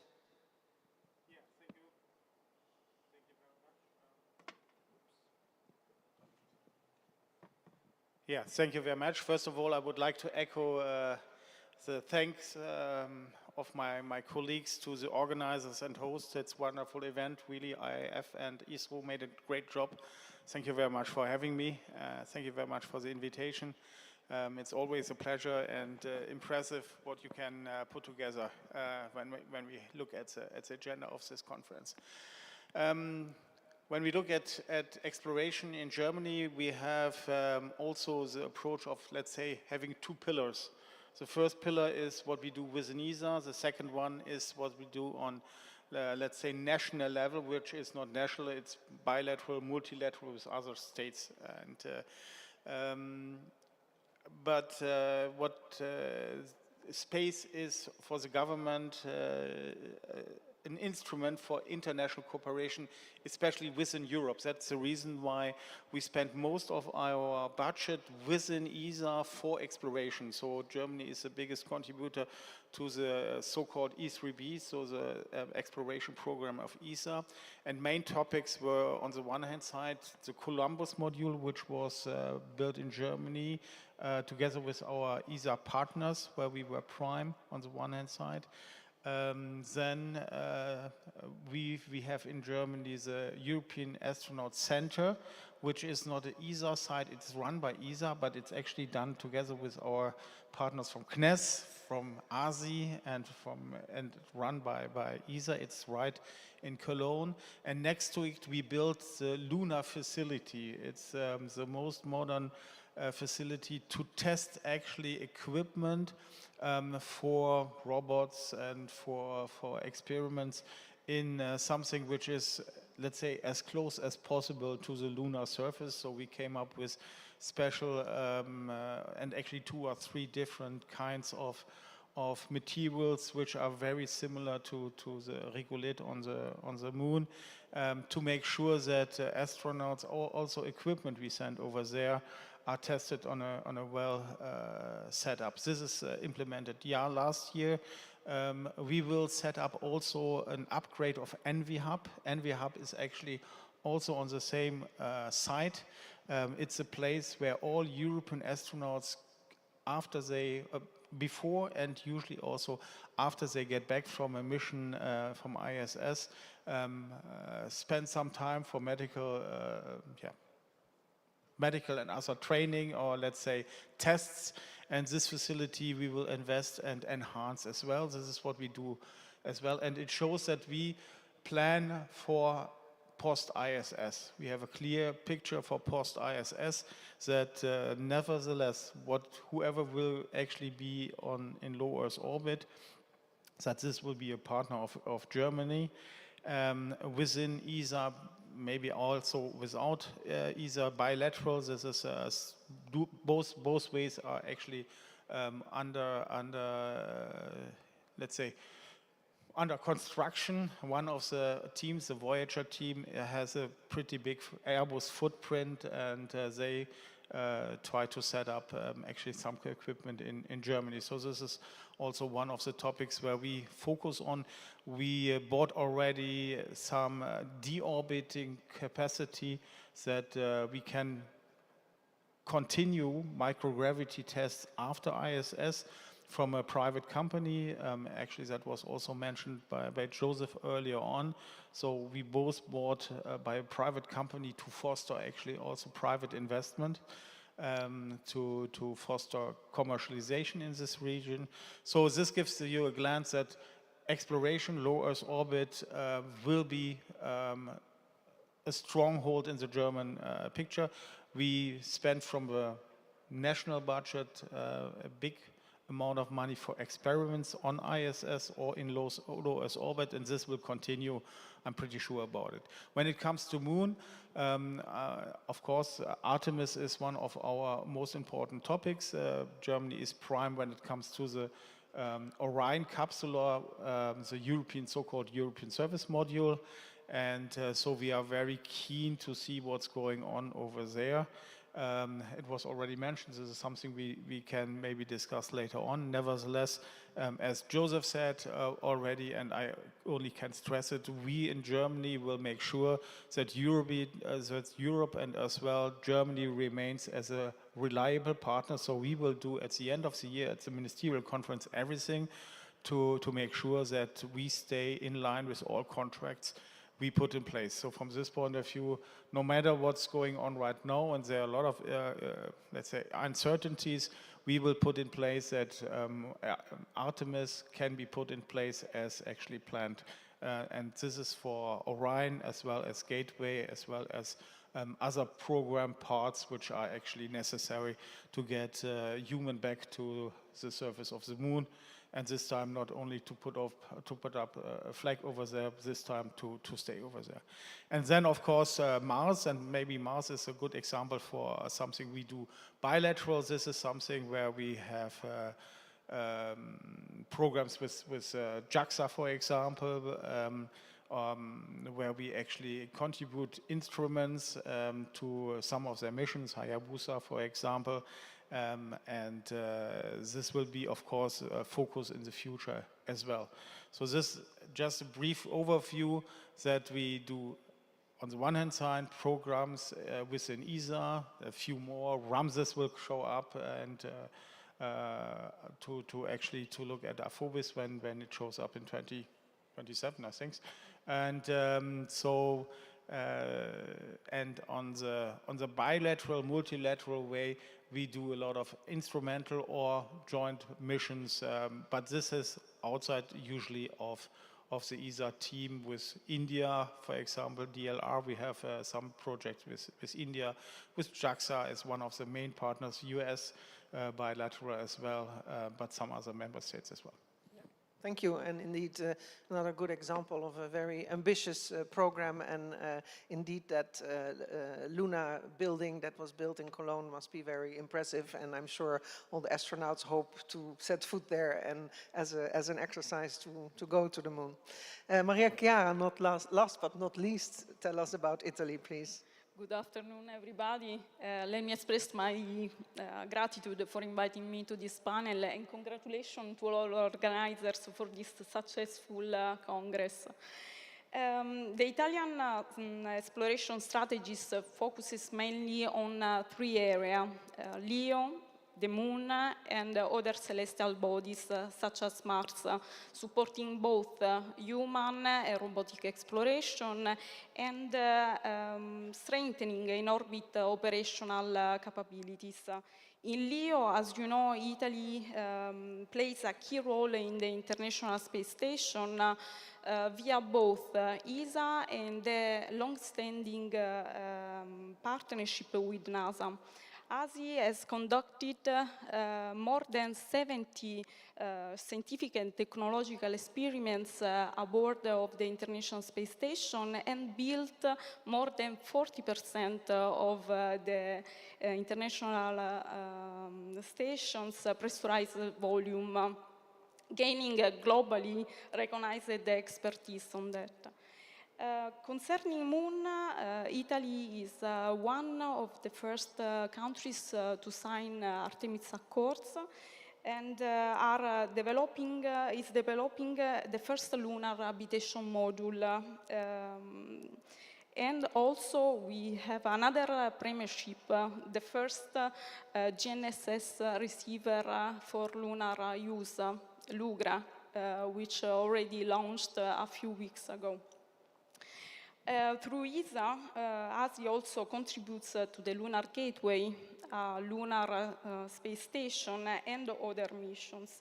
Concerning Mars, finally, Italy collaborates with ESA and other international partners, including NASA, JAXA, and CSA, on various missions, such as Mars Sample Return, robotic exploration with Rosalind Franklin, already mentioned by ESA. And I think this legacy makes Italy a really cornerstone in space exploration and a champion in international relations. Thank you very much. So indeed, same also having both national programs and cooperative programs within ESA. It's interesting also because we see also other regional agencies originating very recently. The African Space Agency was also inaugurated. We have something similar in Latin America and also the Asia Pacific Space Cooperation Organization. But it never means that you do only that, obviously. And so it is good to cooperate, and it's good also to have your independent programs, I guess. So thank you for that overview. Going a little bit more in some specific questions. And Walter, I would like to ask you about the news that shook us all last Friday, I guess, when the news came out about the top level or skinny budget that came out of the White House that would cut the budget for SLS and Orion after, I think, 2 more flights, and that would really cut down International Space Station and, of course, also the Gateway program to be cancelled, science missions, education missions. Of course, it still all has to be confirmed, and we hope that there will be some mitigation of these quite dramatic effects. But could you give us your view on what this means for us being here in India talking about global space exploration? Yes, thank you very much for pointing out this tricky topic. As you said, there were some kind of rumors, but since last Friday we know that the skinny budget from the White House is out, and it says very clearly ending SLS. Actually, Orion or Artemis 3 will be the last one. Or is supposed to be the last one. Gateway will not be put into practice, just to main 3. Not talking about all the science programs which will be not actually pursued as planned. And this is for Europe, but also for other partners, a topic we have to think about. And for Europe, we can say we as a team in ESA, we prepared already for a situation if this plan will be put into practice, because as you said, this is, we call it work in progress. And for example, I mentioned that we do also bilateral projects with US. One of them was Sophia, a Boeing 747 with infrared radar and a few things.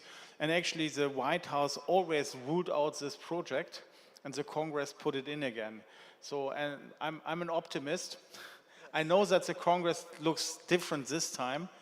Nevertheless, until we have really the final budget, we will stay with the way ahead. We will show to our NASA partners and all other partners in Artemis that we will put everything in place to make sure that the Artemis program will be put into practice. Nevertheless, of course, we prepare for otherwise as well. But this is not a plan B. It's actually a fallback position. So this is what is obvious. And if this plan will be put into practice, a lot of question marks show up. Because, of course, there are a lot of ambitious plans, what they want to do, how they want to be going to Moon and to Mars.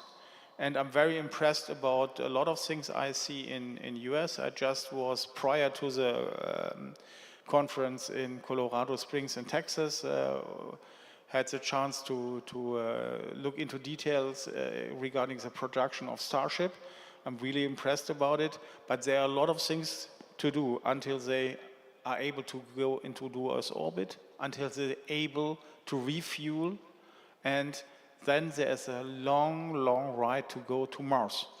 And I can't picture that the US will, let's say, have such a big gap between Artemis 3 and really be capable to go to Mars in this time frame and open up space for others to actually be the leading nation in exploration. So from this point of view, I hope that Congress will have some kind of similar point of view and make a little bit changes which are more in favor for the partners. That's what I hope.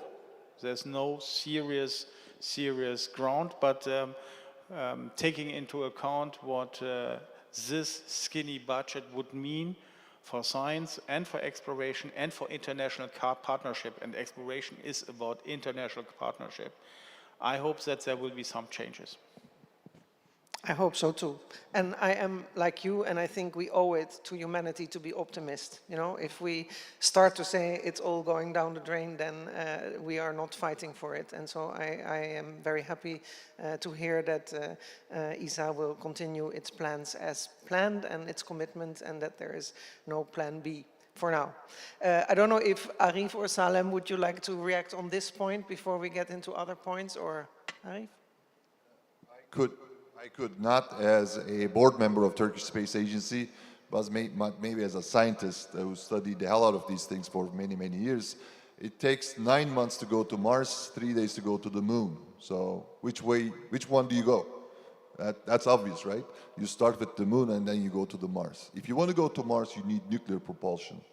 So you have to be prepared for it. Some people at SpaceX, my students, may not be happy with that statements, but what can you do? Thank you. A sense of realism.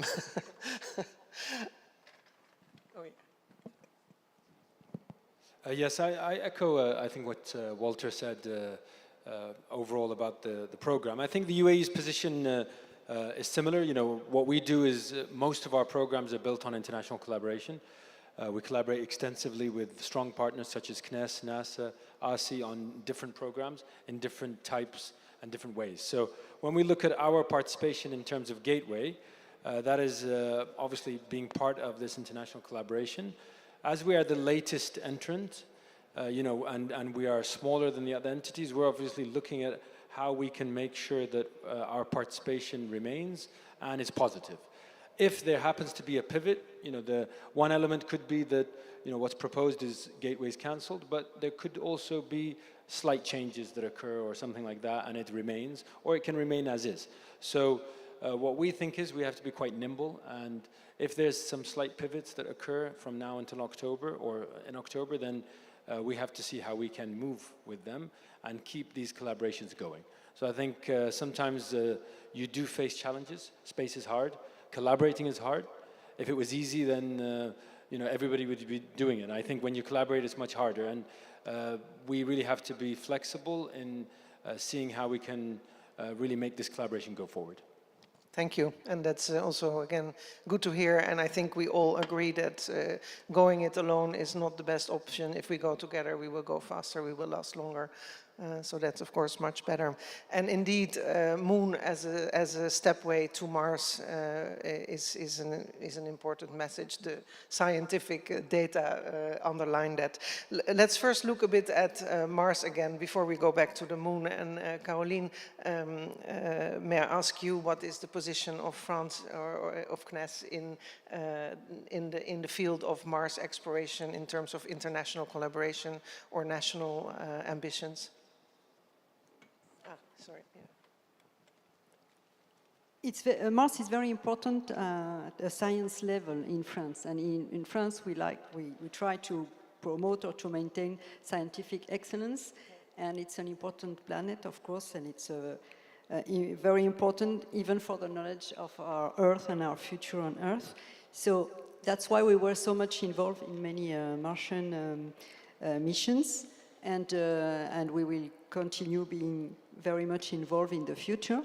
I think that we may not have to prepare very fast for plans B or C's, but yes, I think we need to develop alternative cooperations than the ones we were used to. And we had a very interesting cooperation on ISS, which is not Mars, which was without exchange of money. We were kind of paying for the flight of our astronauts by contributing in nature or contributing in experiments or with assets. And that was a very interesting way of cooperating. And even if we can have a lot of money coming from private companies, and if we all are looking at what private companies can bring, I think cooperation between space agencies will still have a big future on exploration and on Mars missions and on planetary missions, and we should look more into cooperating between one another, the ones we are here today, actually, like the ISRO or Emirates or Canadian or JAXA, and I think we should plan more missions with one another in the future. And we have a lot to learn from each other and a lot of assets. Yeah, that's, I think, an important message.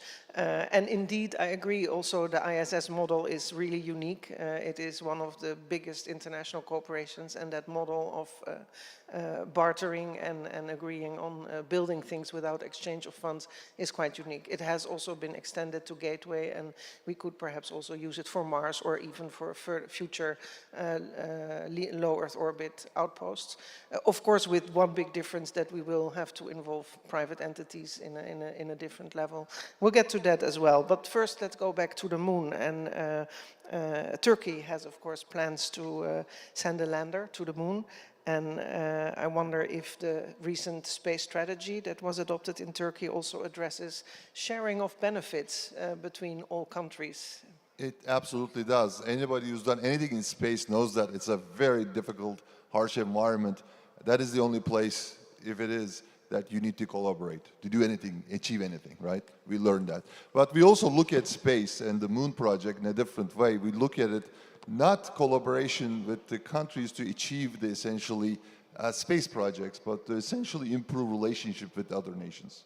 So we look at it from the other perspective as well. The moon project in Turkey is going actually very well. We have two phases for it. The first phase, which is an orbiter, lunar orbiter, and a lander, is going to be going out in 2026, late 2026, or latest 2027, depending on the launch windows. So that is happening, and there's going to be a lot of science mission. TÜBİTAK Uzay doing is the spacecraft, and Delta V Corporation is doing the propulsion. So in this project, we're actually using an indigenous propulsion system. It was developed in Turkey, and it was essentially, it's going to be put on to work. In fact, the idea with that project was to be able to space qualify that propulsion system. That was the primary objective, not to reach to the moon. So, in fact, that actually reached some results actually in the commercialization. In fact, the commercialization of that technology is going to take place later this year. The first flight of that motor is going to happen later 2025 in a commercial company is essentially building an orbital transfer vehicle, and that vehicle will be essentially testing that system before we even go to the moon. So that is actually the model we want to build.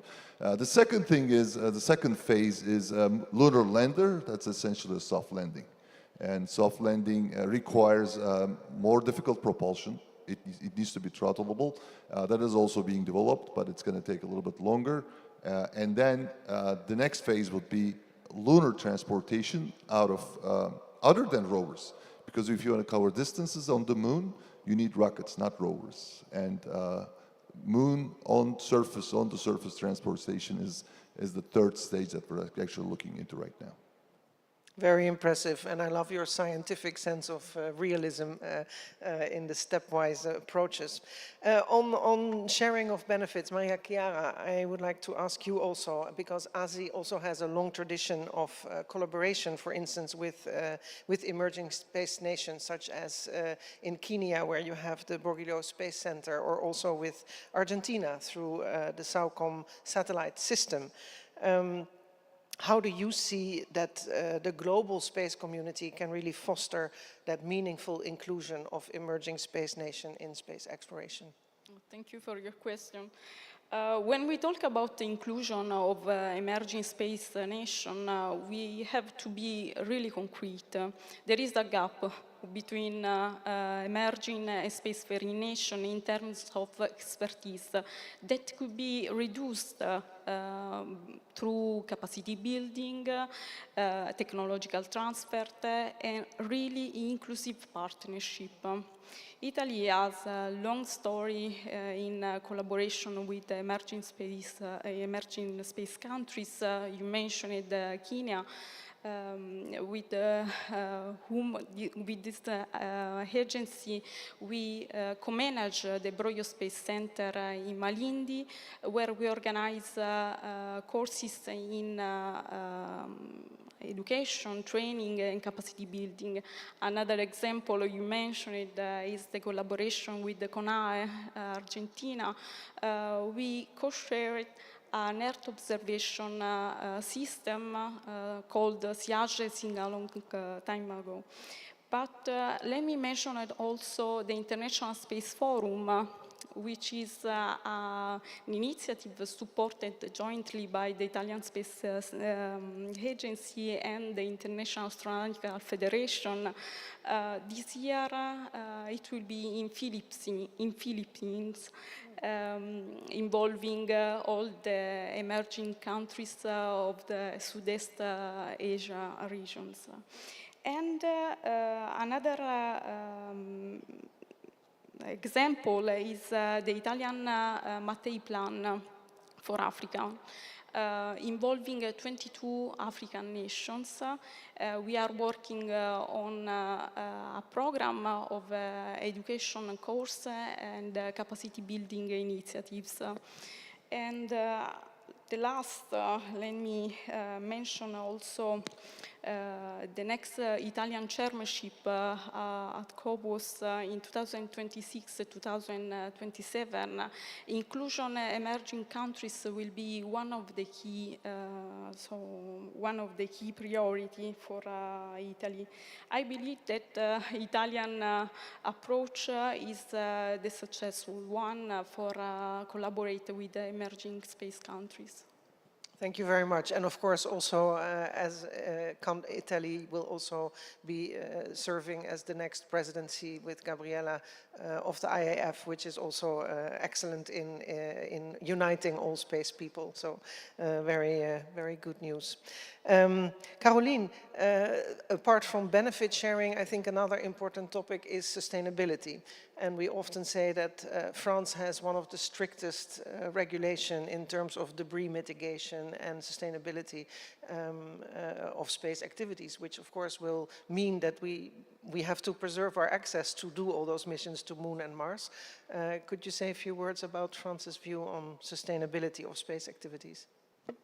Since we are talking a lot about cooperation, I would say that yes, we have a very strong regulation, but if it is too strong and it only applies to French companies, it's not very fair for French companies. So the only goal was to be a kind of leader or to pave the way. But I think Japan has almost the same legislation as we are. We are very close.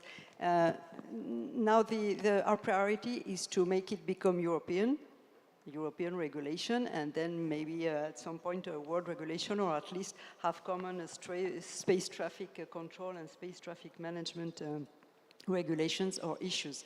So I would say that yes, we have been strict and we have worked a little bit in advance, but now the only priority is to make it become global and shared by everyone. And I wanted to add something about cooperation, because exploration is the most inspiring area in space applications for everybody, for kids, for education, for a great public. And exploration is also the most expensive and the most technically challenging area, which is why we almost all require, especially small countries, cooperation, international cooperation. But it's also, as it is very inspiring, it's also much more political than other applications.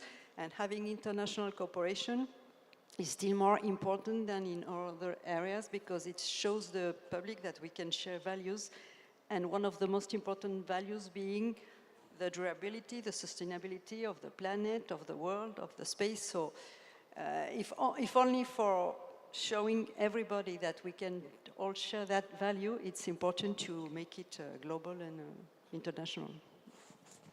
Absolutely true. It should not be one country who goes it alone. We have to follow that standard, and it is really quite essential.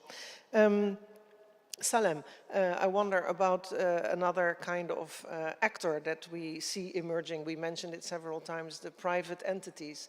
UAE will be sending its Rashid 2 rover soon. And how do you see the involvement of private entities in UAE space program?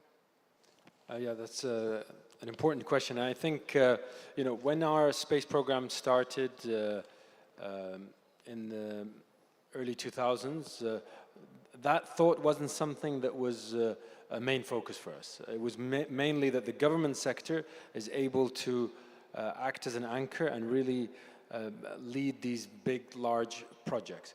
As we matured, then that started to be a very important topic for us. And now it's, when we look at our latest satellite that we launched in January of last year, it's called MBZ-SAT. It's about a 1-ton Earth observation system, but the majority of the components were developed within UAE industry. So whether that we're talking about electronics or harnesses, cabling, a lot of the software, even the full mechanical structure, even the raw materials, the aluminium, it's all UAE aluminium. So getting the UAE private sector involved was key. The challenge that we face and still face is trying to get new companies or startups to start up and then have enough business looking at what's happening in the region or in the UAE. So the way we try to mitigate that is to bring existing large entities such as whether it's companies from oil and gas, aluminium manufacturers, or that work on very large projects already in the UAE and sort of retool them for space. And it's a process that took us about 5 or 6 years. Because again, space is quite niche, it's quite small, the capacity is much smaller, but that's the way that we found it more successful in the UAE. Today, we have companies like Strata that develop a lot of components of Boeing and Airbus planes, but they also do all of the structure for our satellites. And you know, that's the way that we've been able to sort of succeed. Now, our next challenge for the next 10 years is really how we can get small startups involved, smaller entities to really build up around the space ecosystem that we have. And we and the UAE Space Agency are looking at this as one of our key challenges for the next 10 years, and we're working on making sure that we get a big number of startups involved. And I think what we heard from India today is a prime example of how you can do it and do it the right way. And we want to learn from that process. And hopefully we can maybe mimic and see the lessons learned from India and implement some of them in the UAE. Great. And time is really flying. We have about 7 minutes left, and I had a whole round of other questions, but I may ask a few of them as lightning questions and asking you to give a brief answer, and perhaps following up immediately with Salem about the UAE astronaut program that you have been instrumental in. Could you say a few words about how astronauts are important for inspiring youth and STEM studies and so on? Sure, yes. That program, actually, when it was kicked off and presented to our leadership, we had a gap of over 30 years of not having an Arab astronaut in space. The last one that was launched was in 1987 or 86 at that time. So what we said was, and what we noticed is that there's no Arab alive, really, that can really, or young people that can associate with somebody who speaks their language and is from the region that went to space. So when we went into this program, our objective was that we have a long-term sustainable program, and that's why we basically selected the right partners to work with them long-term. And what I've noticed is that I can talk all day, people can talk all day, say whatever they want, but when an astronaut comes on stage and waves his hand, that is what people look at. And if there's a video of him in space, especially when they go to space and do experiments and do things that are closer to children, you inspire thousands of people. Our astronauts have visited over 250,000 students in schools. We get over 25,000 school kids who come to the center every year just for our astronauts. We, of course, introduce them to human spaceflight and then flood them with Mars and engineering and science and tell them that's what you really should be focusing on as well. But I think it's one of the best tools to really inspire kids and adults to go into space. And the same is the case, I'm sure, in Turkey, because you also had an astronaut who went into space and inspiring youth. And absolutely. I actually go to speaking arrangements like this with our astronaut Alper Gezer Avcı every once in a while. It's very depressing. because everybody's interested in him and nobody's interested in a scientist, obviously, but that is how it should be. But the point is this, as you say sometimes, there's an impulse you get when you send an astronaut out. The key thing is it's an ignition point, but how do you sustain combustion after that ignition? That is the key point. Its ignition impulse is critical, but sustainment is the big deal, difficult part. So that is what we're really struggling in Turkey. We want to get the space projects going so that the public, young people will get interested. So that's what we're trying to do. The Moon project obviously is a good example, but there is something even better that's going to happen, IAC 2026. Of course. So that is the best thing to follow the astronaut, right? So we're going to have that event in Antalya. It's a wonderful city. I invite everybody here in this room and everybody else to Antalya. Hopefully we're going to have a great event. Thank you.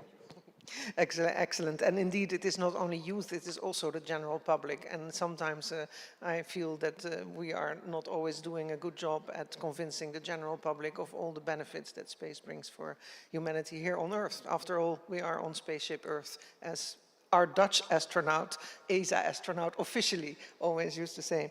And it's true, they are ESA astronauts, but they are first and foremost seen as icons of their country. Let's address a few recent developments in sort of the governance of space in Germany and in Italy to conclude. Germany has adopted a new space strategy in 2023. Could you say a few words about key priorities in that strategy? We have heard some, but perhaps you want to add some? I can, but it would be kind of obsolete due to the fact we will not have a new one, but we have since yesterday a new government, and they came up with something which is definitely more important. Space was in the German government not on the same level like in France or in Italy, which caused sometimes questions when the politicians try to meet each other. That was a topic. And I'm more than happy that we were successful in raising the political attention for space in Germany significantly. So it was very low, and now it's for the first time we have space on the nameplate of a ministry. This is something which is on the first hand only a sign, but if you look in the coalition paper, it's a really bold statement for both pillars I mentioned. First of all, for the ESA ministerial we will host at the end of the year, but also for the national program where we, for the first time, really open the door to say space diplomacy, that we really go in the direction to work with others together.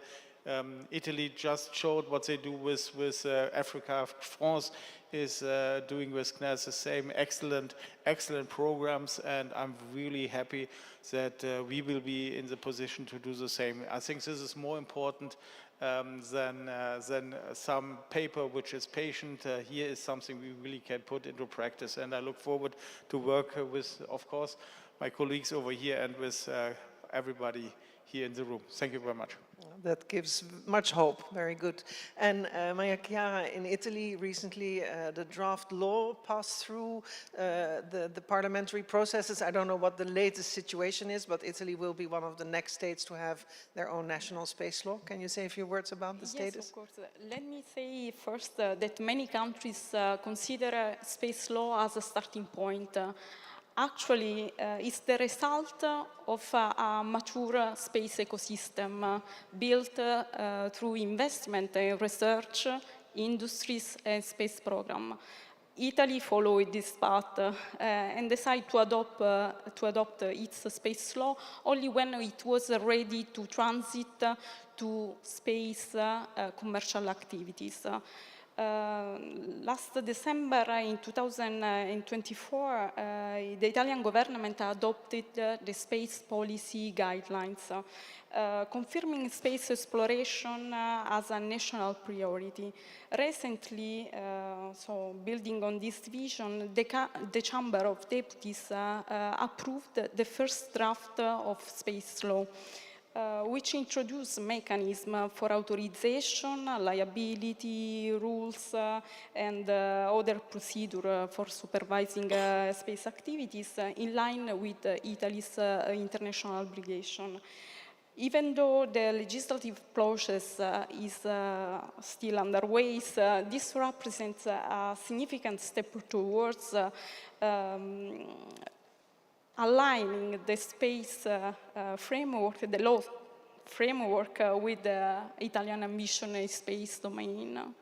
So yes. Thank you, and indeed what you say is very true. France was in the same situation, had already decades of space leadership, and before having the French Space Operations Act, and I'm sure in Germany it will follow soon as well. It's exactly, we are at 00.00, so I will have to conclude this panel, but I really appreciated your openness, your willingness to also address difficult issues, but to underline especially the need for inspiration, for collaboration, and for despite the things that are happening in the world. And I wanted to just mention a sentence that a student wrote recently in a paper, and she said, "Space exploration is humanity's dress rehearsal for survival, collaboration, and self-transcendence." I found that a beautiful thought, and with that I would like to conclude this panel. Thank my panelists, and thank you for listening. Unfortunately, again, no time for questions, but we have to move on to the next panel. Thank you very much. Thanks a lot, Tanya, for this great moderation, and a big thanks to all the distinguished speakers. May I also ask you to line up in front here for a group picture, please?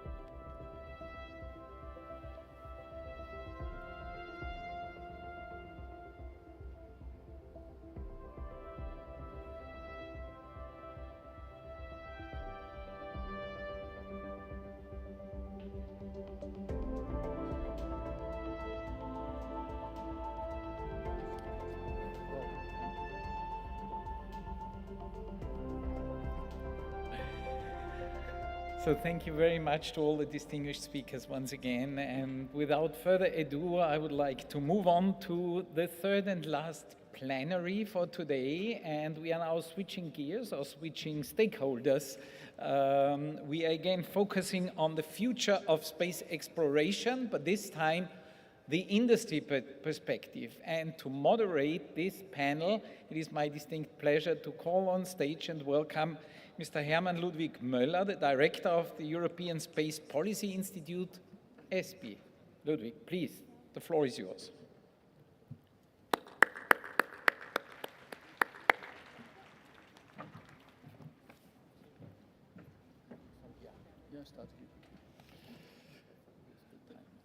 Yes, I see the timer.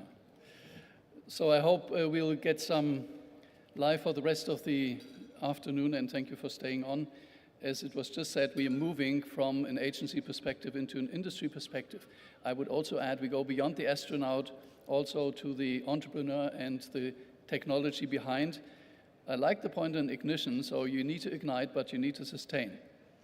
So we move from inspiration and exploration into something that has a clear market and exploitation focus. And I think we'll introduce in a few minutes what I call maybe the rock stars of what is the new space era in front. And we'll have a global coverage from Japan, US, Australia, Europe. We have C-level participants from marketing and sales and business developments. And I think we'll see a part of what was called earlier on the Renaissance. We'll zoom in into the market aspect on the institutional side and also on the commercial end. We'll ask ourselves the question, if you go in PPPs, public-private partnership, and you're on the private side, you want to be able to rely on the public side, so you need reliable partners. And you may also have to diversify. It's about infrastructures, we talked a lot about this, but also about data services, research. It's about near Earth, LEO, the Moon, and Mars, that in some places has gained new importance. We'll see in how far this is relevant for business. So we move from government to government agreements, barter, times of barter, to something where it's maybe business to business, where also behind business there's still a government as an anchor. It's a lot about what is the risk factor with the anchor. There is a notion of return on investment in these debates and the business cases. So we look into questions on how do you sell on a global market in the trade war or on the trade uncertainties as they unfold around us. How do you diversify across world regions, infrastructures, maybe between moon and near Earth orbit? It has been mentioned, not too much, but it has been mentioned what happened Friday last week, the cuts announced in the US on NASA, and there will be questions on de-risking. How do you deal with this eventually if you're a business? There's also going to be a question on the European angle and the role of Europe. And if we have time, we'll talk about celebrity launches. And with this, I would like to invite our speakers, and I start with Jackie Cortese. If you can come up, please. Senior Director for Civil Space at Blue Origin, from Sicily, from the US. Vincenzo Giorgio, Vice President, Institutional Marketing and Sales, Thales Alenia Space, Italy. Buongiorno, benvenuto. Jeremy Hallett, Chairman, Space Industry Association of Australia. We're looking forward to see you in Sydney very soon. I think we have a replacement, so Max could not make it with the delay in the schedule, so we'll welcome David Caponio, yes, Senior Vice President, Business Development at VAST. And now you,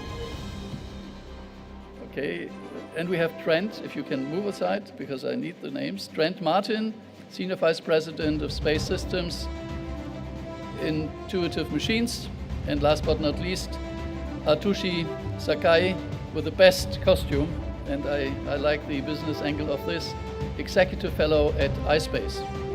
A big applause to those rock stars of the future. So with this, I think we jumped right into the discussion.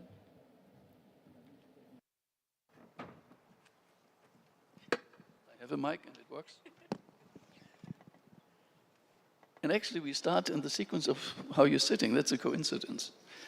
Jackie, I think you are maybe in a situation where the de-risking, we go straight into de-risking NASA-US situation, maybe private capital, self-funded activities. So there is on the one side the institutional anchor, but there's also a business case and capital power in companies. Maybe you can say a few words on how do you deal with such a situation? How do you de-risk? How do you balance?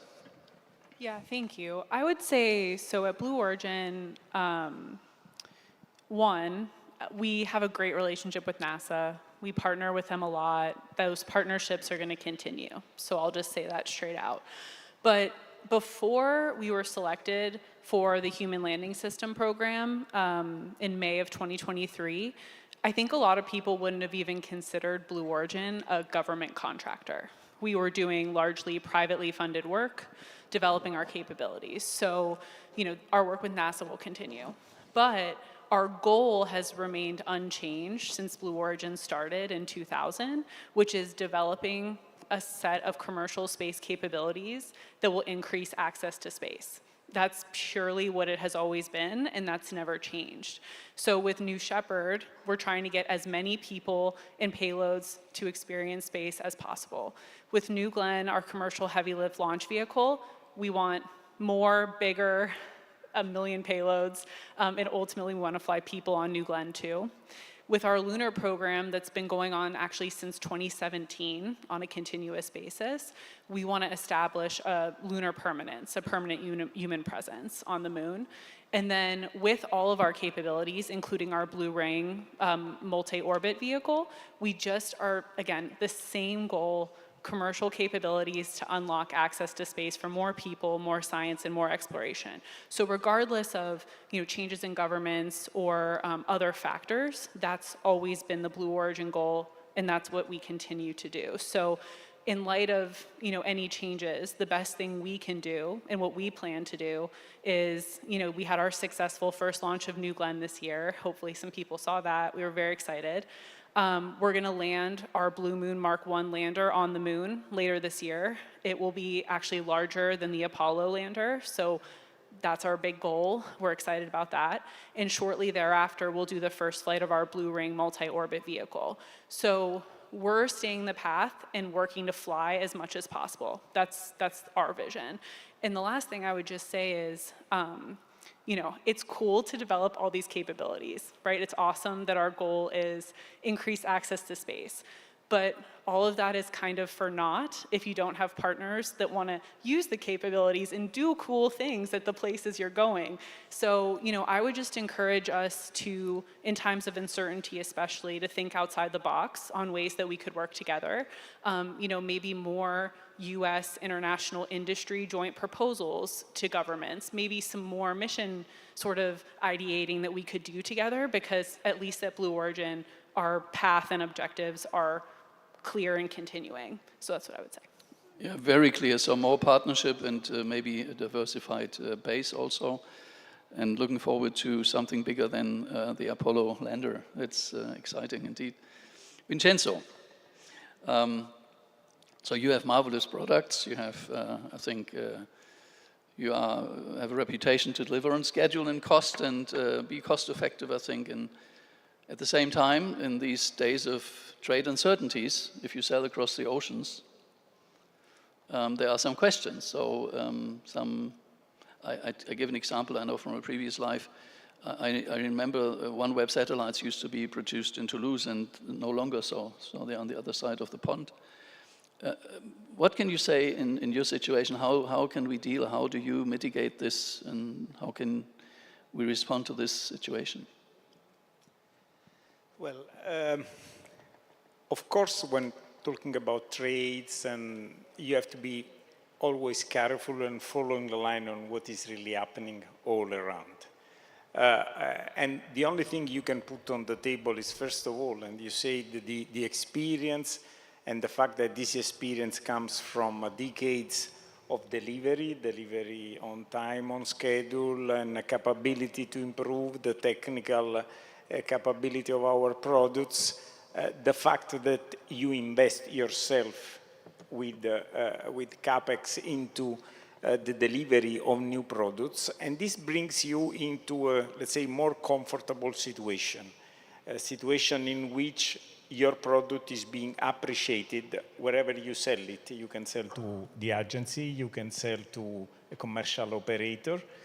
And what we are approaching today is just the fact that, at least in low Earth orbit, but it will soon happen around and on the moon as well, the model is changing. Operators are just getting their plan to have low Earth orbit space stations, and we are discussing, as you can imagine, with all of them. What you can bring is your capability of your products. What you can bring is the possibility to fit with the requirements, even if they are different. Of course, you have to deal with possibilities of trades, but trades goes in either way. So therefore, we do buy products from a certain country and we sell the end product to the same country. So therefore, we have to also to consider the fact that the end customer could be in the place where the trade are coming from. So there is no way else than establishing a right business plan. And we have been learning, as you said, we have this very large experience in low Earth orbit with the International Space Station, which was purely institutional. So institutional customer asking you to do something and you deliver. But even in the International Space Station, we started a different model when cargo resupply service came.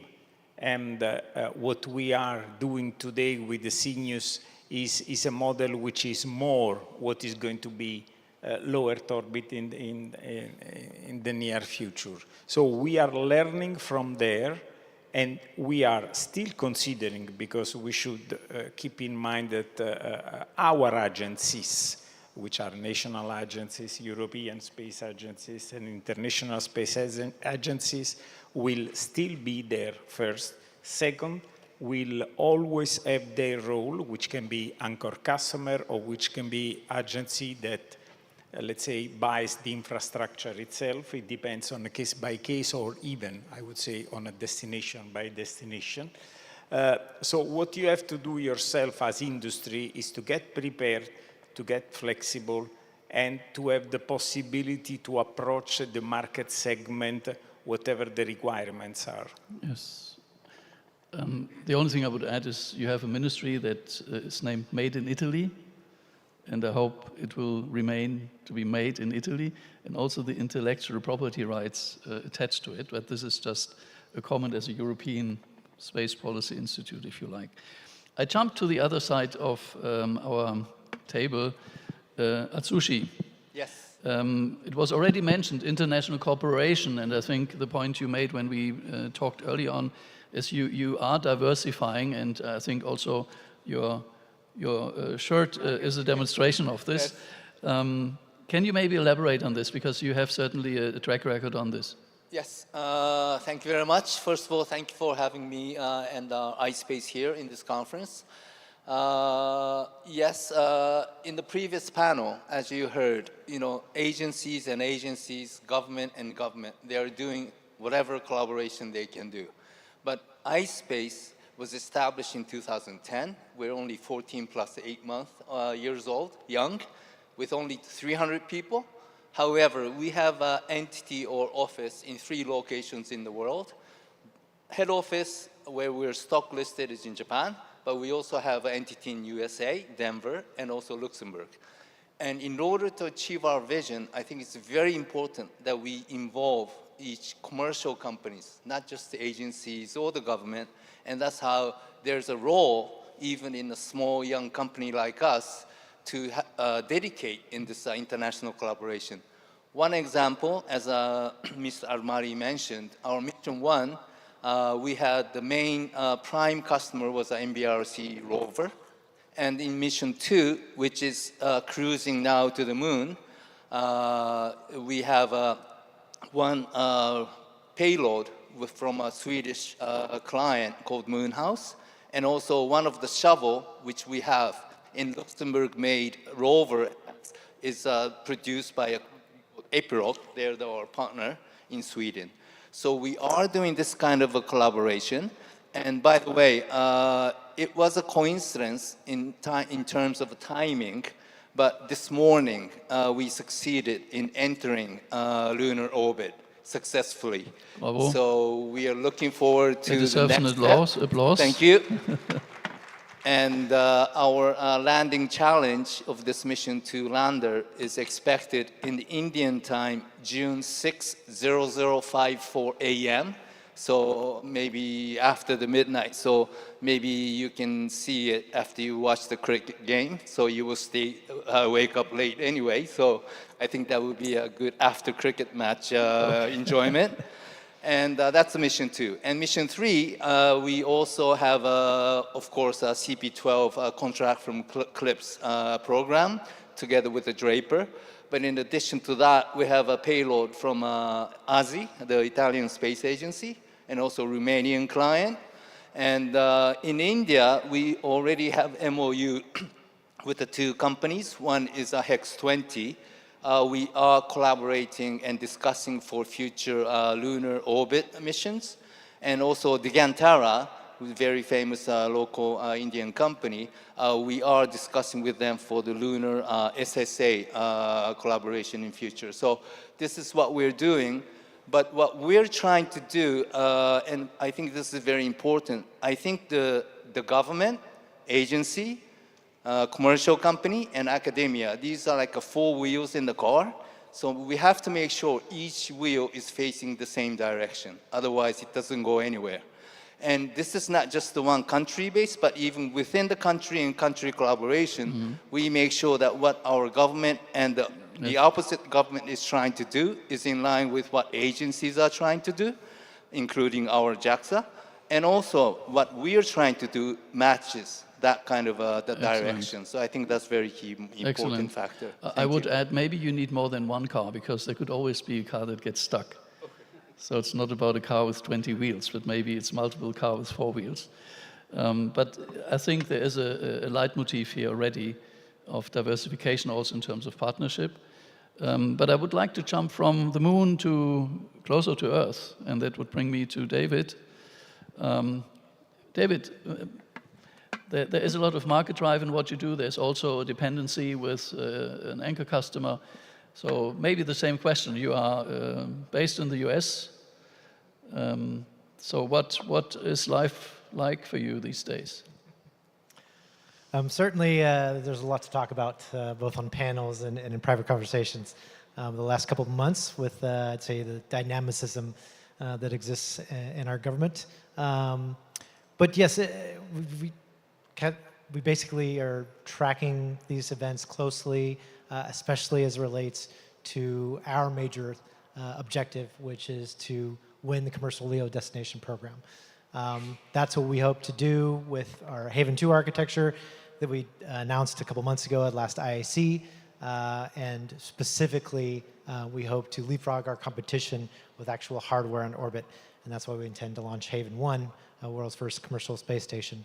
But yes, as I mentioned, first and foremost, NASA is our anchor customer with that program.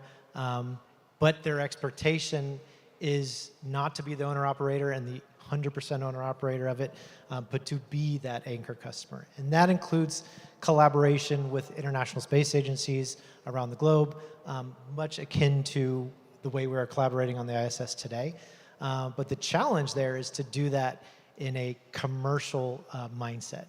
So that's not direct funded government ownership of modules, of programs, that sort of thing, but really a commercial model that we take from a cargo resupply service and the success there, the crew resupply service and the success there, and taking that model and just translating it to a destination.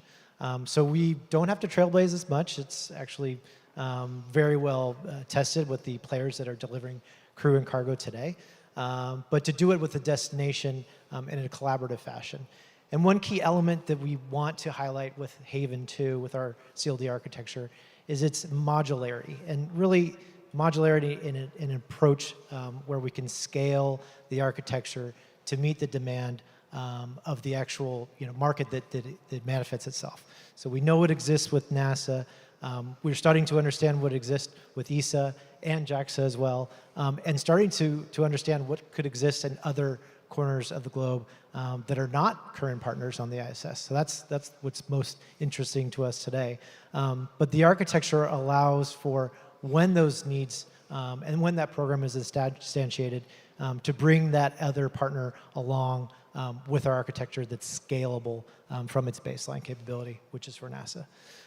So that's what we want to kind of bring to that program. The additional element beyond the international collaborators is the commercial market, which is more dynamic than a sovereign agency's needs. So we have to adjust to those as well. So we're not locked into one specific size or dependency. We're truly scalable to what will be manifested in the next few years' time. CLD is fast approaching. The proposal is due in space time frame like tomorrow, but at the end of this year, in reality, with selection mid next year, we understand that the collaborators are kind of waiting for that decision. I mean, for NASA to choose you, not only to be the anchor customer with its utilization and funding that comes with it, but really its validation. You are the preferred partner, maybe hopefully one or two, as NASA has announced, and without that validation, it becomes an uphill climb. So it's very challenging. It's much more challenging business-wise than the ISS is, but we get to take the advantages of a 3-decade-old platform with a lot of lessons learned. We've had close collaboration with NASA for the last 2 years in technical and operations perspective. So we're not reinventing the wheel. We're relying on the backs of that program, and we're excited to bring it into the next generation. Yeah. I think I'd distinguish between the way you execute, which is commercially driven, and you say maybe the rate of innovation dynamics are higher in the on the private side than elsewhere, to put it this way. But I guess you depend on money. That is not only the public money and the private money. Some banks may look into how solid your anchors are. So I think there's a way to go before the market return really carries the case. But I think this is a challenge for most of us here. With this, maybe we go to Australia. And I think you're not about to launch a space station or the likes, but when we talked, I think we really looked into where are the niches, where are the things where you really can make a contribution, and I think you have a few points to bring forward. Yes, thank you, and hello GLEX, nice to be with you. I think Australia's experience is instructive probably for most countries, because most countries will not have an industrial base capable of building and launching commercial space stations or government-owned space stations. And Jackie, you kind of touched on the point about you have the infrastructure, what about the utilisation? And I think that's where Australia's industry and indeed as government is really focused. And to contextualise that a little bit, we also just talked about de-risking the vagaries of governments and their decisions about funding. The reality is in Australia, and I say this without complaint, is that there is no government funding for space exploration currently. And the reasons for that are kind of reasonable. One is there's a values-based assessment that there is no industrial base currently to support that.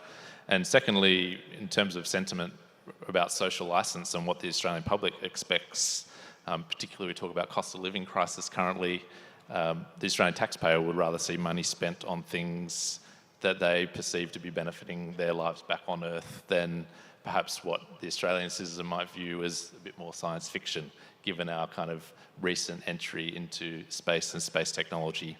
And so where does that leave industry and actually academia as an extension of that is about how we can leverage what other people are sinking billions of dollars into in terms of space infrastructure to develop leapfrog technologies that benefit life back here on Earth.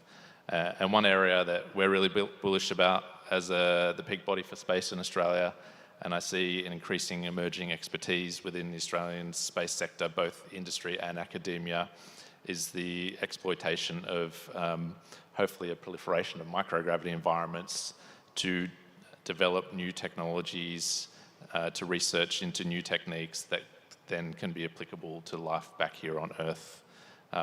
One I'm really excited about that's ongoing in Australia at the moment is a program called Plants for Space, which actually has attracted some government money, $90 million from the Australian government, plus industry and academic consortium to look at the development of agricultural and horticultural products in microgravity, with the main aim of bringing that back here to Earth for the benefit of life on Earth.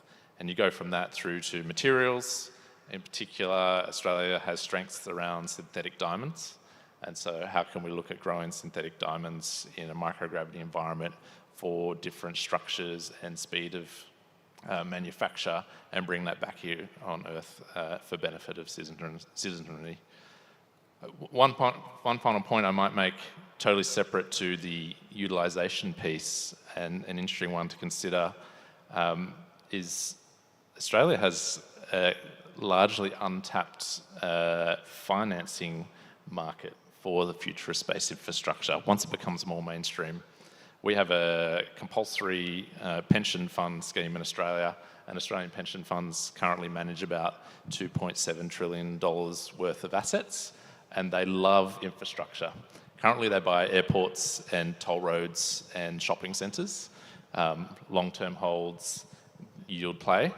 I believe future commercial space infrastructure will be the same once that utilisation spins up and you hold those assets for a long time. And so I'm excited that as the Australian sector shows the value of that infrastructure in space over the long term, that unlocks the financing opportunities from the Australian financing sector as well. Excellent. And with this you are, as you say, you are probably the majority of world regions, and not everybody walks in with a rocket and a LEO station or a moonlander. But you made an interesting point that there is no support, no public funding support in Australia. And I think the public side is missing the point you are making here. It's not just about building hardware. I think it's the wider benefit And I'm sure we'll come to this also elsewhere when it's really about where do you tap in. And it could be a funding source like the pension funds. It could also be public funding, but it could also be an industry sector that actually is ready to go. Yeah. I think this is, in many instances, completely underdeveloped. I think in the agency talks, nobody mentioned pension funds. Would be an interesting dynamics to go beyond airports and get space into some of these mechanics. I think it's an excellent point. With this, I'd like to move to Trent, and I think, Trent, you have a few points here that may echo some of this, but maybe one point that is specific for you. When we discussed earlier on, the diversification could also be in terms of where you actually travel, whether it's the moon or it's a geo-orbit or it's a LEO orbit. So there may be different things, and I think you also mentioned the industry sectors that may be interesting to tap into. Please, Trent. Yeah, so thank you for inviting me to come and talk today. I appreciate it. The leadership at Intuitive Machines basically came out of NASA. We all have gray hair.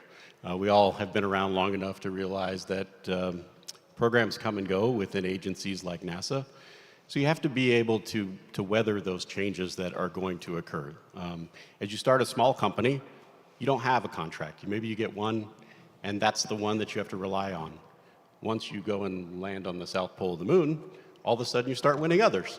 Last year, we picked up the Lunar Terrain Vehicle contract. We picked up the Near Space Network Services contract, the OMS contract. Recently, we got a contract from the state of Texas to build a low Earth orbit reentry vehicle for pharmaceutical research in low Earth orbit. As a company, we recognized that we couldn't just rely on lunar landers to build the company. What if things changed? What if the moon became a four-letter word like it did at the end of Constellation? What would you do? And so we went out and intentionally bid on other contracts. We started looking at other sources of funding. There's not, in fact, in the United States, the majority of space funding is not NASA. The majority of the funding is other agencies. So outside of the United States, there are a lot of international space agencies that don't have the funding to build a space base on the surface of the moon, but they do have enough funding to put a rover on the moon, or to put an instrument onto a lander that wants to go to the moon, or onto an orbiter that wants to go around, that is going around the moon, say on our Near Space Network Services satellites, what we call our Lunar Data Network satellites. So we actively go and look for those types of ways to diversify our portfolio such that if one takes a hit, we still have remaining work available. We've been very successful with that. When I started with the company in 2017, we had 40 people. We now have 450 people, and we're diversified across all 6 of those areas I just mentioned. Yeah, this is impressive. I think we come to this experience of how you grew so quick. Listening to all of you, really, I think this diversification, it's really at the beginning. If you look at a lot of the presentations by agencies, it still looks like the plan where you do A, B, C. I think here it's more on a matrix, and this matrix is quite dynamic, and I guess it gives you resilience. And I think in what we call public-private, to build this more strongly on the 2 sides. I think it's good. So we need these multiple cars and different orbits and celestial bodies. With this, I'd like to go back and, out of order, we go back to Australia. And I think when we discussed, you mentioned also another use case, what you actually can do on the lunar surface. And maybe Australia has, you're a big continent, so you have some experience in some things like mining, maybe. Yeah, and if you'll indulge me, I'll put in a quick plug for IAC in Sydney later this year. So our theme for that conference is Sustainable Space, Resilient Earth, which is made up of 3 areas where we see the use of space for sustaining life here on Earth, the sustainable use of space, and sustaining life off Earth, all of which I think plays into space exploration. And one of the ways we're trying to capture all those elements into IAC is by trying to bring adjacent sectors into the IAC, which frankly, as space people, we struggle at in general. A lot of space conferences are space people talking to space people. What about the other industries that have something to offer to us, or the other industries that are going to be our customers, like the pharmaceutical industry, for example, we just heard about. A big one for us in Australia is the oil and gas and the mining sector. About half of Australia's GDP is made up from the exploitation of natural resources, mining, oil and gas, agriculture, fisheries, forestry, but mining, oil and gas is the big one. And I did tell a lie before about there being no government money for space exploration. There is a government program that will be putting a rover on the moon sometime this decade, flying on one of the CLIPS missions. It's called the Rover, based off the kangaroo. And so there is some funding for there, but why that program is important is it's been delivered under a consortium approach, which is including mining companies. And what they are bringing to the table is both their ability to operate in harsher environments. We dig up large amounts of iron ore from the Pilbara region of Australia, which is actually almost a Martian-like environment. And I think colleagues here have been there before to view it as a Mars analogue. But there's also the remote operations aspect. The Pilbara region where this mining is undertaken is thousands of kilometres from any city where any workers actually are. And a lot of these mines are fully automated these days. There are more unmanned vehicles on the mine sites in Australia than there are in any other place on Earth.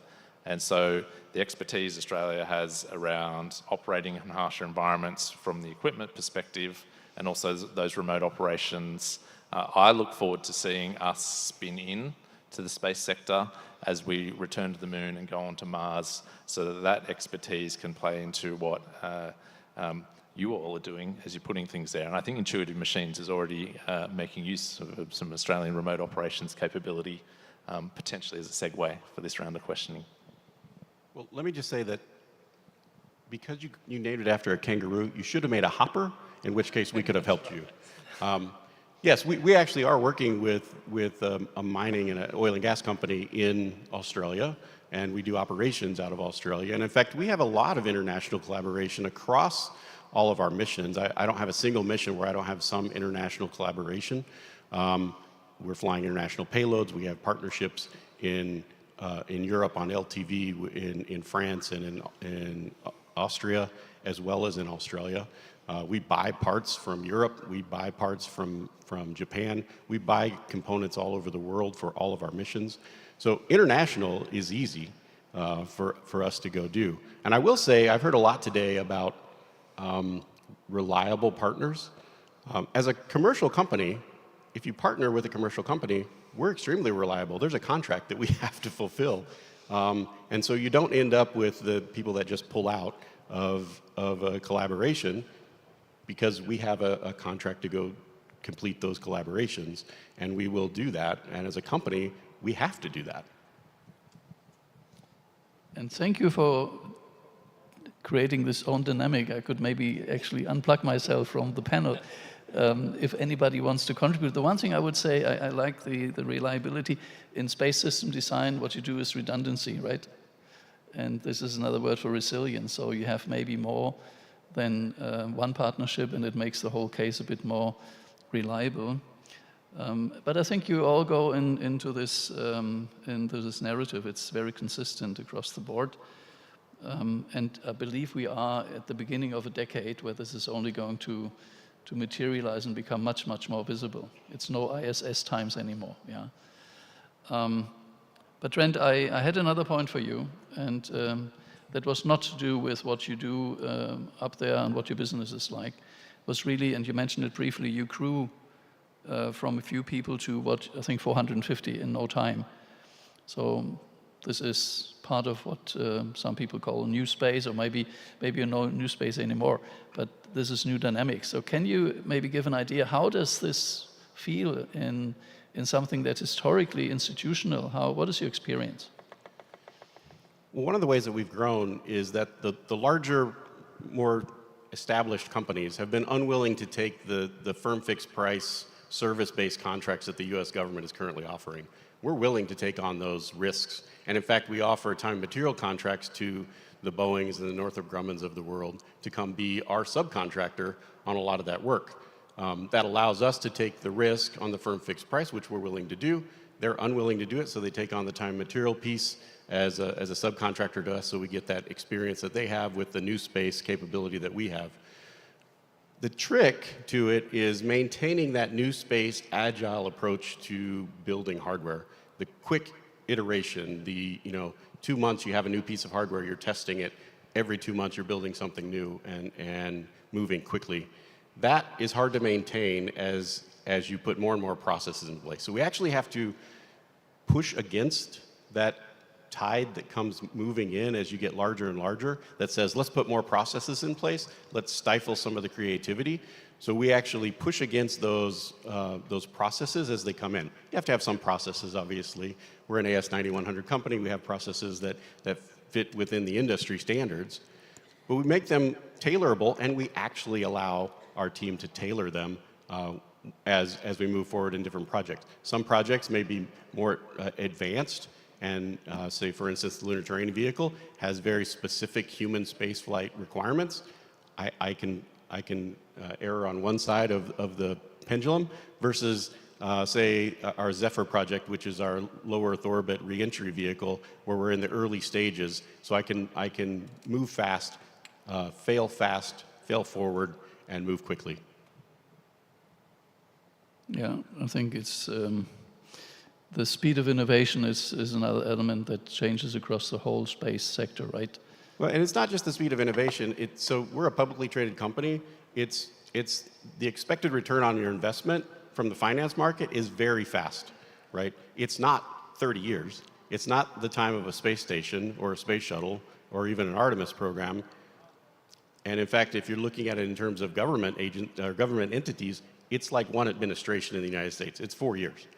You have to do something within 4 years. You have to go fly something. You have to prove that you can do something quickly, or the markets start to lose faith and money starts to drop out. You need the money to continue to flow in, so you need a stable set of contracts. You need regular proof points that you're delivering and that the revenue is coming in for the financial markets to continue to invest in you as a company. It is impressive that you say this as a space exploration company, because most people will say this is really long term, and before something really comes back as a return, you say 4 years. Well, the financial markets would like it even less than that, right? They like very, very short term. That is a long term for the financial markets. But the reality is, what I used to say when I worked within the agency, within NASA, was if you couldn't do something in one administration's term, you might as well forget about it, because you're likely to have it change. Because that's just what happens. A new administration comes in, they change the goalpost, and it moves to a different place, and you have to change anyway. The agencies have been very good at just adapting, moving, flowing different directions. But as a company, you can't do that. You start to lose employees, you start to lose revenue. It becomes a self-fulfilling prophecy on the way down. You don't want that. You want it on the way up. So in order to do that, you have to be able to succeed quickly, and that means proof points. You have to be out there delivering. Yes. Now I was just thinking as we were talking, if we had a time machine and we turned back time with us sitting here, I exclude myself for a moment, and you go back 1 year, 5 years, 10 years, at some point, I think the only person that would still be sitting here would be Vincenzo. What is interesting, Vincenzo, is also you're the only European, no pun intended, but the point is we have the US, we have Japan. When it comes to building new enterprise and businesses, you are extremely successful in what you do. So your product, we said that. But at the same time, the kind of what we just heard from Trent, this dynamic, this growth, this speed, how does this look from your end? And I would extend the question, because you are the European next to myself, if you want. What is the role in Europe? How do we deal with this? How can we make sure that maybe in the next future, next to you, you have a few other people that are...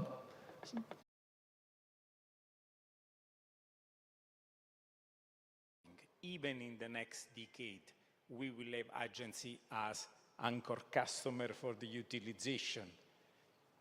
Either it is bringing stuff on the moon or, let's say, making operation in low Earth orbit. It's exactly the same. We will have a lot of experiments that will fly because the agency will be, let's say, the guarantee for them. And we are used to it in Italy because for the Italian Space Agency, every payload we have been asked to support them, to fly them, to take the data. Now the situation is going to be different if we decide, and we are in the process too, making a decision if we want to be a partner rather than a supplier. And this is the basic point that today we have to solve within European industries. Yeah, I think this is an excellent point. And I think you mentioned shareholders. Shareholder value now, they don't like risk, they go for supply and they sell products. Easy case. Tomorrow, maybe they lose the IPR in the manufacturing plant.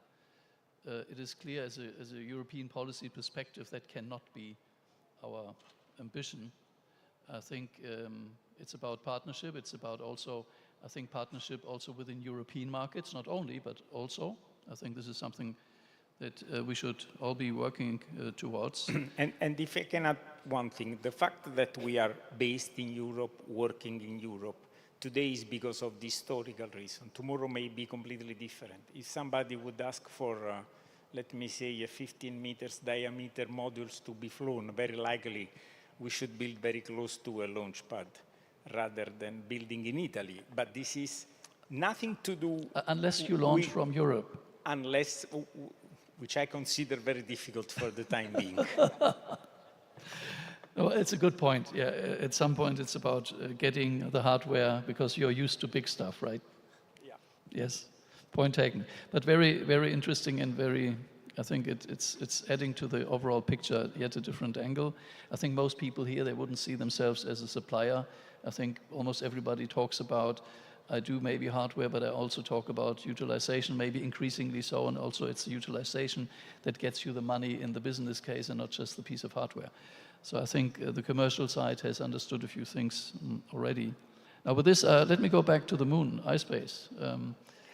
I think when we discussed, you also made a point, you already made the point on the diversification in terms of world regions, and you have a broader base to work across the planet. You also made a point on, say, the hardware and the transportation versus the data business or the value-adding services. Can you elaborate? Yes, let me maybe explain in two ways. First one is the revenue stream. Yes, now is a payload transportation services our main revenue stream, but we will also like to add this to the data business, which is a scientific and environmental business data that we can obtain from the cislunar environment or the lunar surface, and we can sell that to the maybe commercial companies who's interested in entering to this space business. And third one is in our mission 3. This is the one with the Draper with the clips. We're going to the far side of the moon. And so we need to communicate with the lander. So we will be having 2 relay satellites to be deployed before landing. And as you know, NASA is not buying the equipment, they're buying our service. So this 2 relay satellite will be our asset, and they will still be alive, hopefully, after we serve NASA. So the challenge is how we can monetize that. And whoever's going to the far side of the moon, if we already have that in place, it's a duplicate and no need for new people to, just bring their own. So maybe we can collaborate and work together for that. So that's another type of a revenue stream that I'm talking about. The second aspect is where the money is coming from. Now, as you mentioned, the government money is very important, very big, and very life-saving money that we are fighting to obtain. Same with the Intuitive Machine, I think. But we are competing.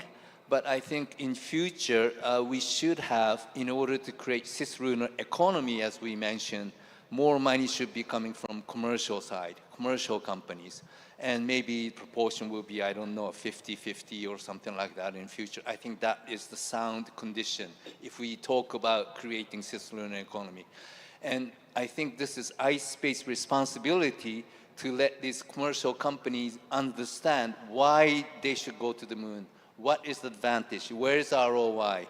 How can that new technology innovation can be fed back to Earth, and that will be the differentiating factor to them in terrestrial business, so that the entry barrier is lower.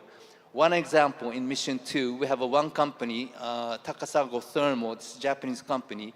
They have technology to split water to hydrogen and oxygen. And they have their payload to accommodate it in our Mission 2. So as far as I understand, this would be first time ever historical environment to actually split water to hydrogen and oxygen in lunar environment. And this is happening in June, if we land safe.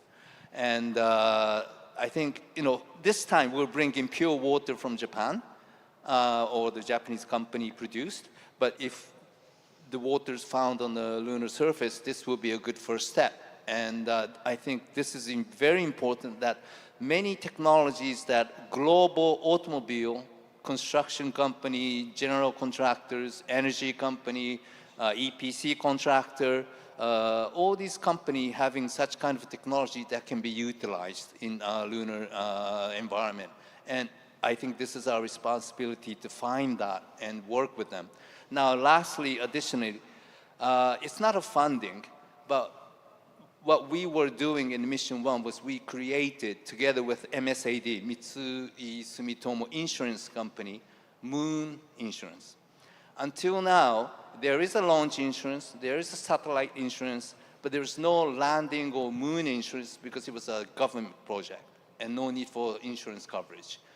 But being a commercial company, startup, we wanted to cover at least some portion of the money to get back if we failed.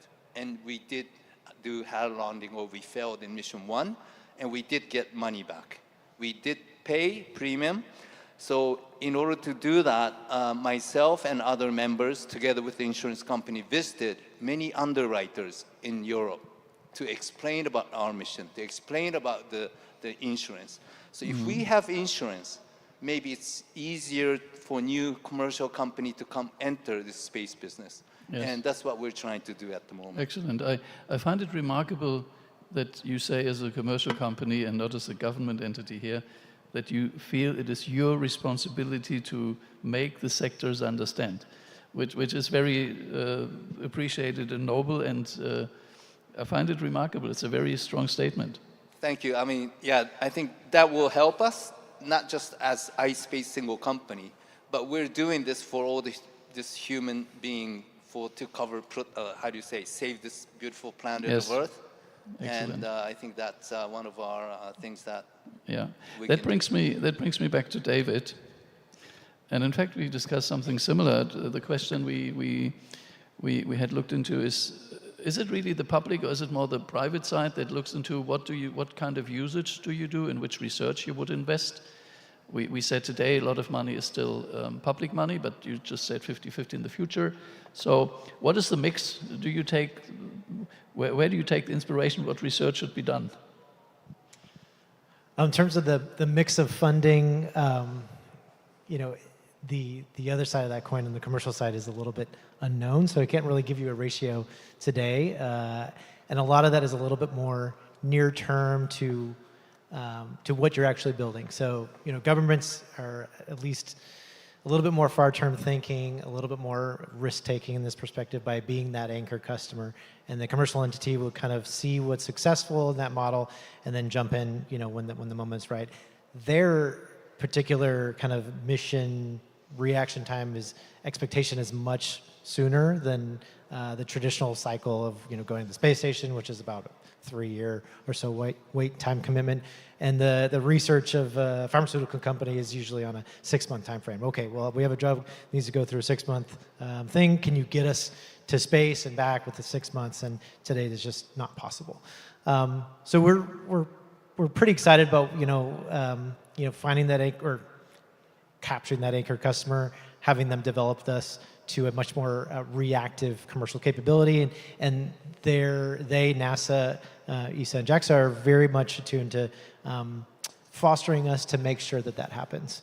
Another thing too that we wanted to prove out first, even before CLD, as I mentioned, launching Haven 1, 4 crew members, but really going to a laboratory, and going to a laboratory that we've already populated with 5 partners, 4 of which are outside of the US, 3 of which are European, 1 Japanese as well. So we've, rather than kind of putting it in a proposal or a PowerPoint chart or an Excel file, we really want to test that actual commercial marketplace in space with real hardware and real projects before, hopefully before the CLD selection even happens.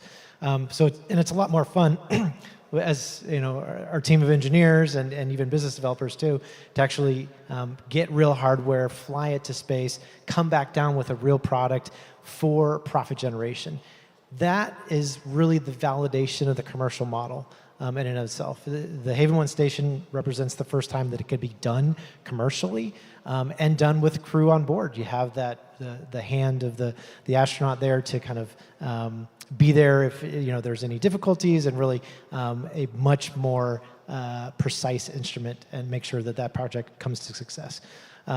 So that said, it highlights the public-private partnership, but really going out and leaning forward and really doing a project in space first and prove it out on a limited scale. It's much smaller than the ISS, but having that first few success stories, the first few killer apps that come back down, and have a business line or business plan that actually comes back in the black. Yeah. Rather than just, a government project, you went to space, you proved something, it's great, but you actually proved a market. Very, very interesting. So you do not just wait for the user requirement and the science requirement, you also basically go prior to the public action. I think this is an important element. It was mentioned in different sectors of space, and I think it's the way to go.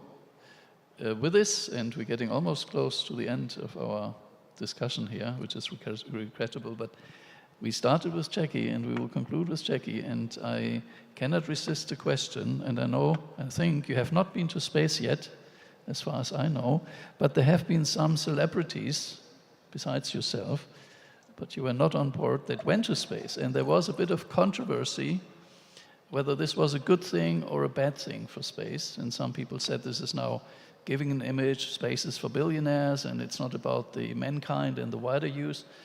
And I was really interested to ask you, how do you measure this? How do you feel about this? Obviously, I understand you will have a certain bias in your answer, but maybe you can just elaborate on these two aspects. Thank you. Yeah, sure. I think I'll start by saying that with New Shepard, we've flown 58 people to space and back to date, which is amazing. I think a lot of those people, a large percentage were women. A large percentage were first of nations, the first person from a specific country that's ever gone to space. And a lot of those people that have flown have said, it's been the dream of my life. I was inspired by Apollo, or I was inspired by an astronaut, and it's been the dream of my life to go to space. So first and foremost, it's pretty amazing that we live in a day and age where you can buy a ticket and go to space. We live in that time. That's amazing. And we all say in the space industry that we all want to democratize access to space. And that's an amazing tagline, except when you say that, you have to mean that you want anyone and everyone to be able to go to space, do something cool in space, start a business in space. So it doesn't matter if you're a celebrity or you're whoever you are, a trained astronaut, it doesn't matter, because as an industry, we're all struggling to hire enough engineers, for example. So that means not enough people are thinking about space. We're struggling in certain areas to not rely on government funding. That means not enough people are starting businesses and ideas in space. So all of us together, in my opinion, should want, one, as many people, regardless of who they are, to go to space as possible. Because that means that more people are going to come up with these amazing next generation space company ideas. The next person is going to come up with, something cool. The next person is going to say, I want to be involved in this, and then they're going to come work at one of our companies. So we should all want this. And then the last thing I would just say about, celebrities is, for example, You know, our mission, which was amazing and was the first all-woman space flight since the first Russian woman went to space. So it had billions of impressions, not millions, billions of impressions across the internet. So if only, you know, a couple 100 million of those were reached by, you know, some young woman somewhere or some, you know, young person somewhere who was just excited and watching that mission, then that's contributing to all of us down the line because that's inspired another person. So that's all, you know, I would say about that is I think when you say democratizing access, we really have to mean it. And we should all be encouraging as many people, regardless of who they are or what their education is or what their background is, to be involved in space. Or else we're not going to have this brilliant space future that we all want. Excellent. So that's what I would say about that. So this was the inspirational speech to close up the panel. Thank you very much. And I believe we really want to give a big round of applause to our panel because we covered really a wide spectrum. Thank you very much. And thank you very much, Ludwig, for the excellent moderation and to every single speaker, of course, for your interesting contribution. May I ask you also to line up for a group picture of this panel, please?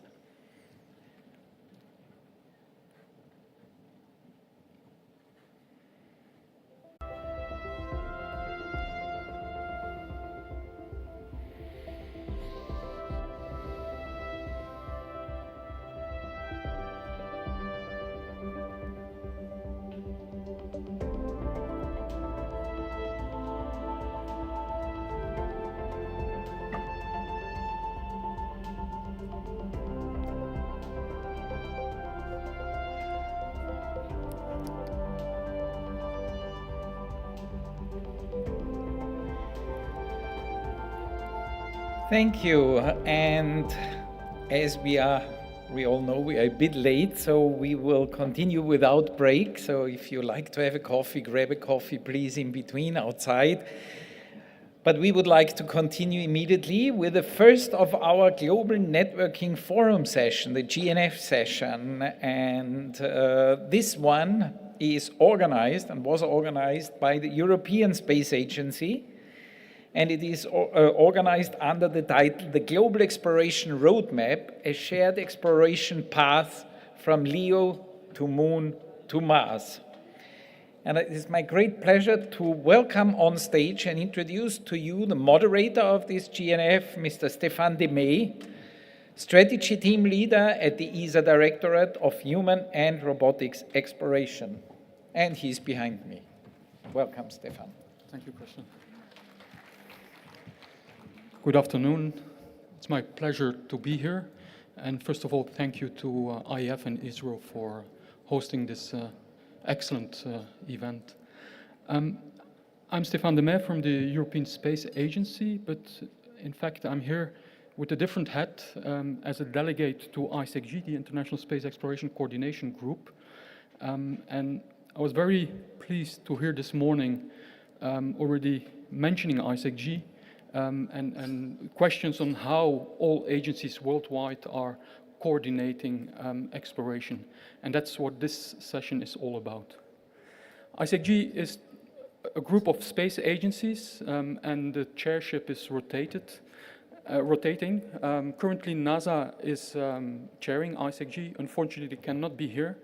And that's why, as an introduction keynote, I'll invite my director, Daniel Neuschwander, to give the introduction. ESA has been the chair of ISECG just before NASA. We handed over to NASA on the 1st of January this year. And during our term, we developed, together with all the agencies, the Global Exploration Roadmap edition number 2024. Daniel.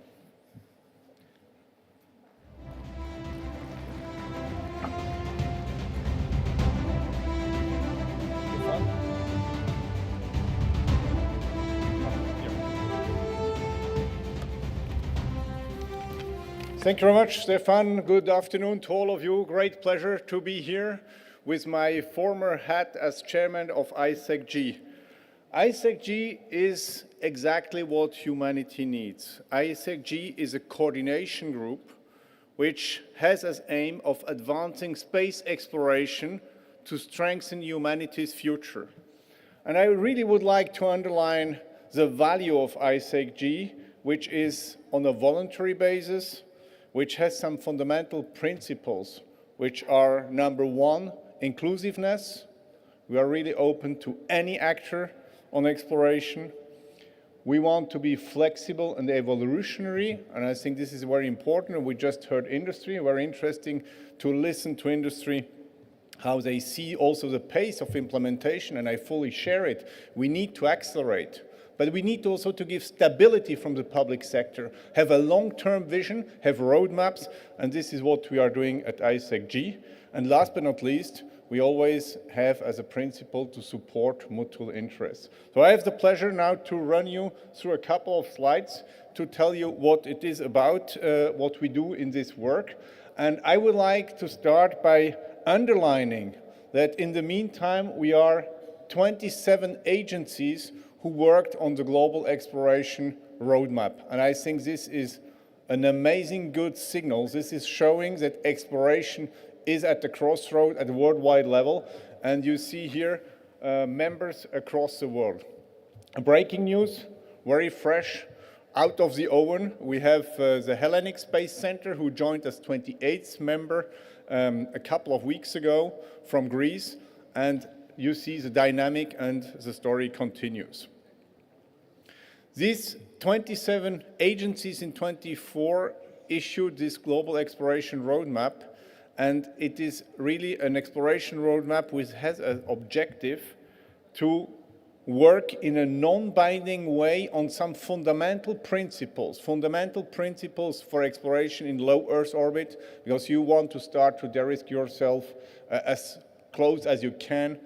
Of course, we do it we start already on the surface through analogs, but then of course in low Earth orbit with a number of stations, then go to the moon, orbit and surface, go to Mars, orbit and surface, but we'll definitely not stop at Mars.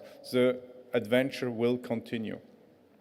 It is a work of coordination which is non-binding, and we take the best of everybody. Again, it's on the principle of mutual interest, and it is also about benefits. It's about shared benefits to the humanity on which we work together.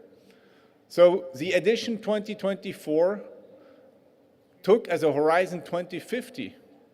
So I just heard an industrialist saying that the pace for their program is 4 years, linked to some political cycles. I perfectly understand that. And again, we also want to accelerate activities. But you need to know where you go, and this is why we set together this horizon 2050.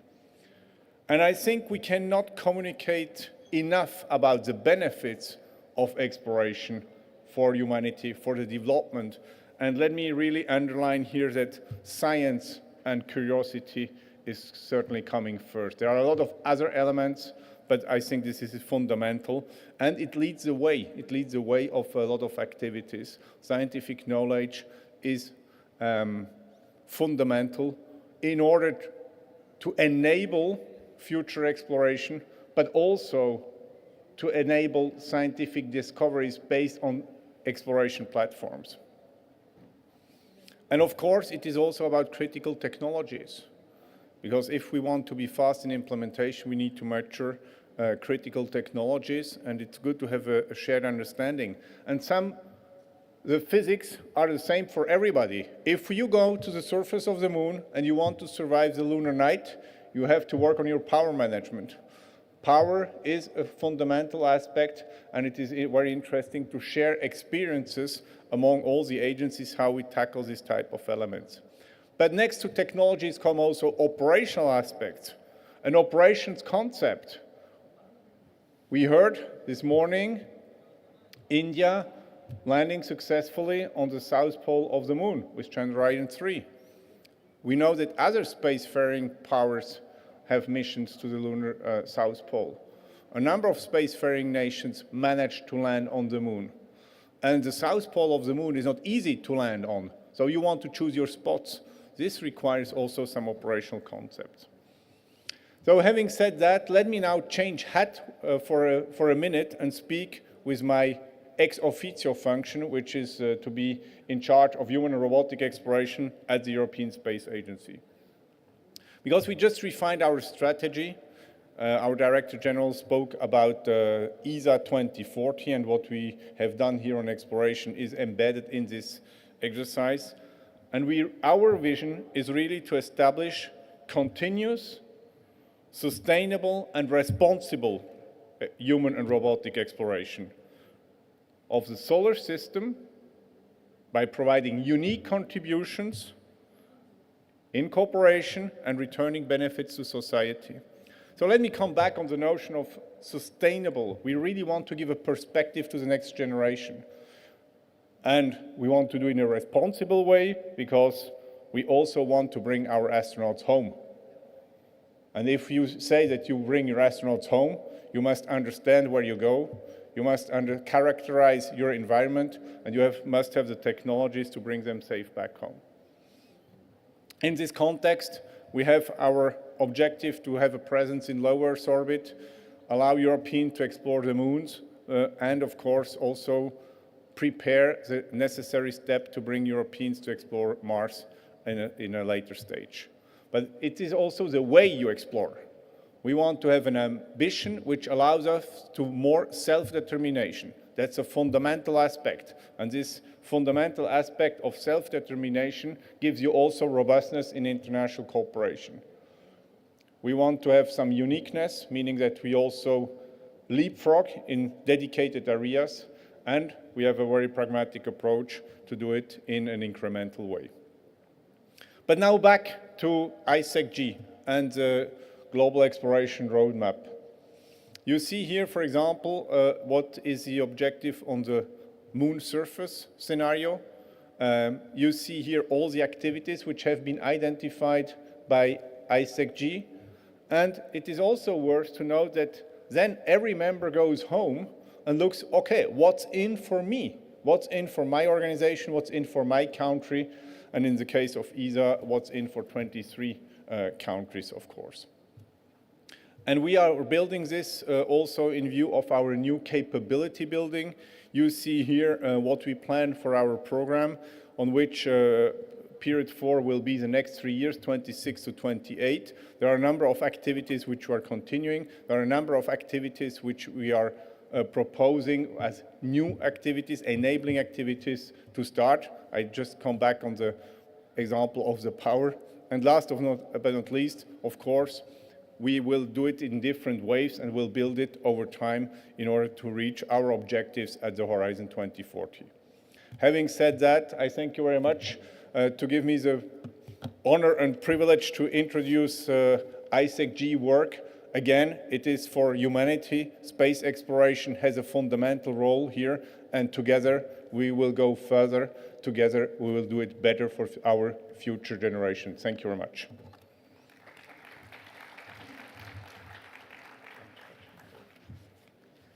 Thank you. ISRO is actually a long-standing member of ISEC-G, and I have the honor to invite Dr. Das, the director of the Science Program Office, to deliver the vision of ISRO on ISEC-G cooperation and the ISRO exploration activities. Dr. Das.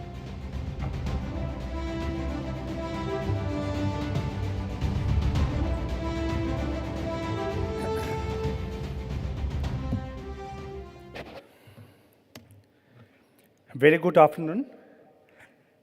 And the Global Space Agency leaders, Dr. Stefan, eminent panelists, and esteemed colleagues from different space agencies who have gathered here.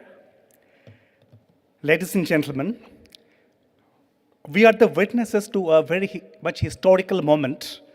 It is historical because when I'm speaking with you, the major space agencies in the globe are gearing up in a more energetic way to explore the moon and the Mars, and very important manner, the low Earth orbit, the opportunities that are coming from the low Earth orbit. Moon is interesting because it is very close to the Earth and it promotes science, it promotes technology, it promotes in situ resource utilization and many more. Mars is also interesting to certain extents which have certain commonalities with the lunar exploration, including certain other differences in the sense of comparative planetology.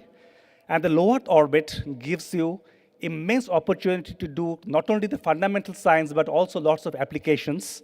And if you see the India's vision for the 2047, the year that would mark the 100th years of India's independence, it audience well with the vision of the ISRO, the Global Exploration Roadmap 2024, which has been rolled out recently. If you see the very recent space missions which have been approved, it includes the Chandrayaan-4 mission, the sample return from the polar region of the moon. It also includes the Chandrayaan-5 mission, a collaboration with JAXA, wherein interesting, the polar permanently shadowed regions will be studied in terms of the volatiles. There have been missions approved for the exploration of the Venus, and also the technology development for the human space mission, eventually leading to the Bharatiya Antariksha Station by the year 2035, and Indians landing on the moon, doing science and safely coming back by the year 2040. Now, having said this, an important vertical of the Indian space vision in coming few decades is the Gaganyaan program, which envisages a 400-kilometer circular orbit. And initially, it plans to send a member of crews, up to 3 members, for a duration of around 3 days into orbit and safe recovery within the Indian waters. And this has necessitated the development of different technologies.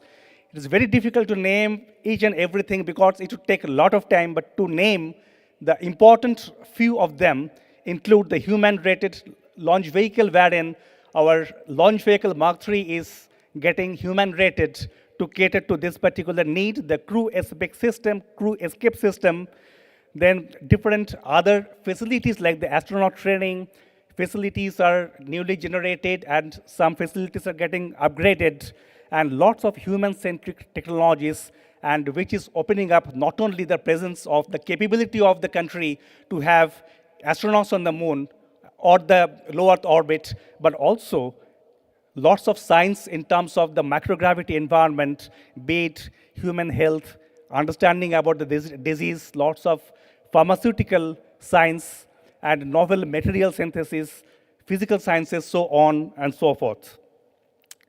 Now, in this vision, the Gaganyaan has got an integrated plan.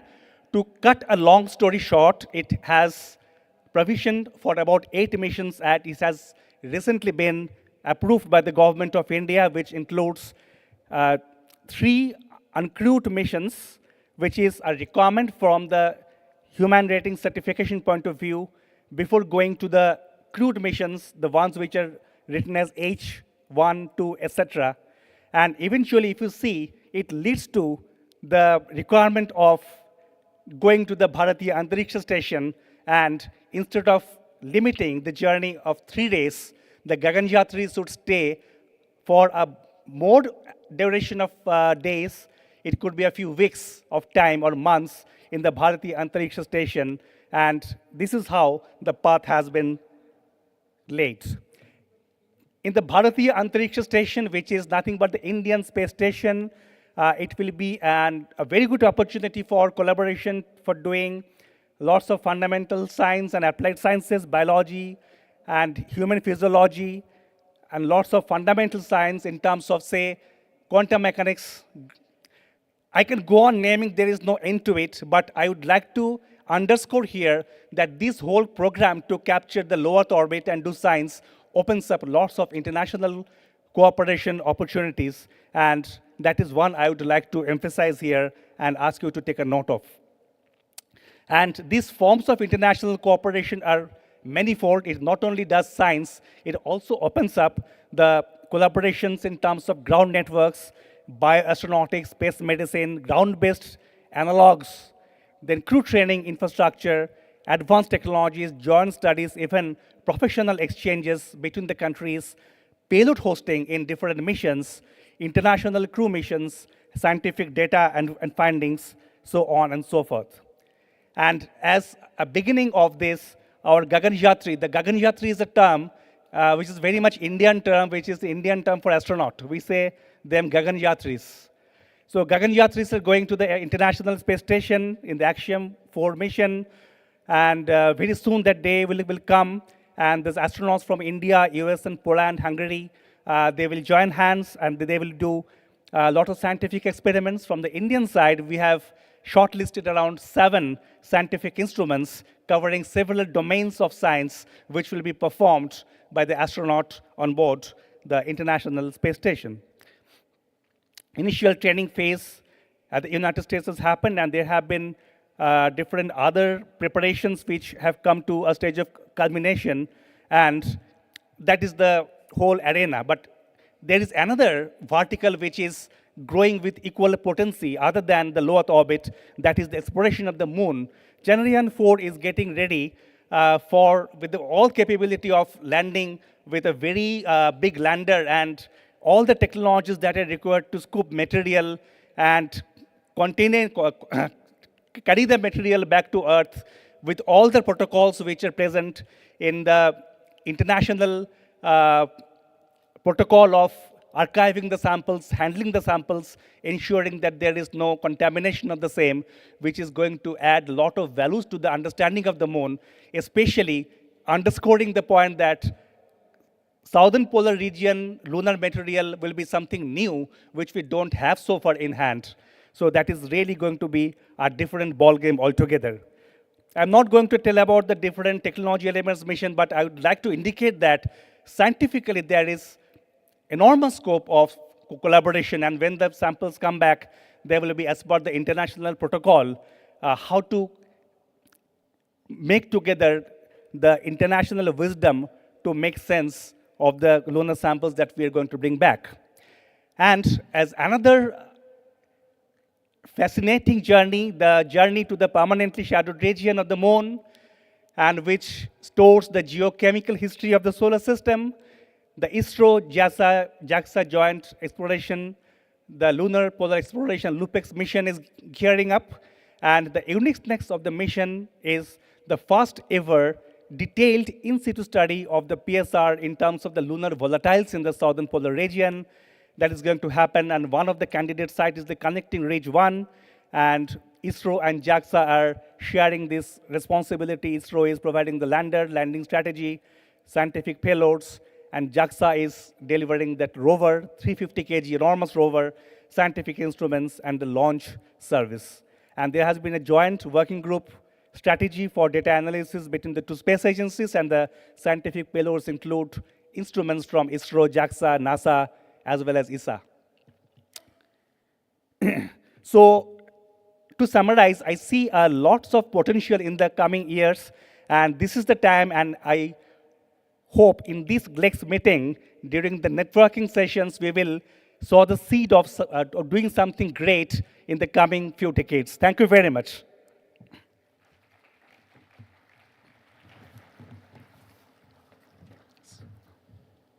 Thank you very much, Dr. Das, for this very nice overview and all the hints to cooperation.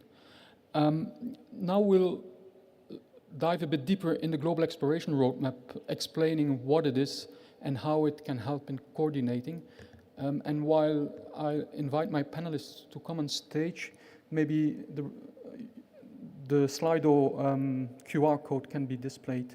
At the end of the session, we'll have a Q&A if there's time, and we'll do it through Slido. So can I invite my panelists to come on stage, Dr. Bob Bilos, Manager Exploration at the Luxembourg Space Agency, Dr. Jill Smith, Director Space Exploration Planning and Coordination and Advanced Concepts of the Canadian Space Agency, Dr. Kota Tanabe, Director Space Exploration Systems Technology from JAXA, Dr. Pierre Bousquet, Deputy of the Associate Director for Exploration and Human Spaceflight, CNES, and Dr. Sylvie Ciccarelli, who is leading the initiatives for internationalization and the promotion of national industry at ASI.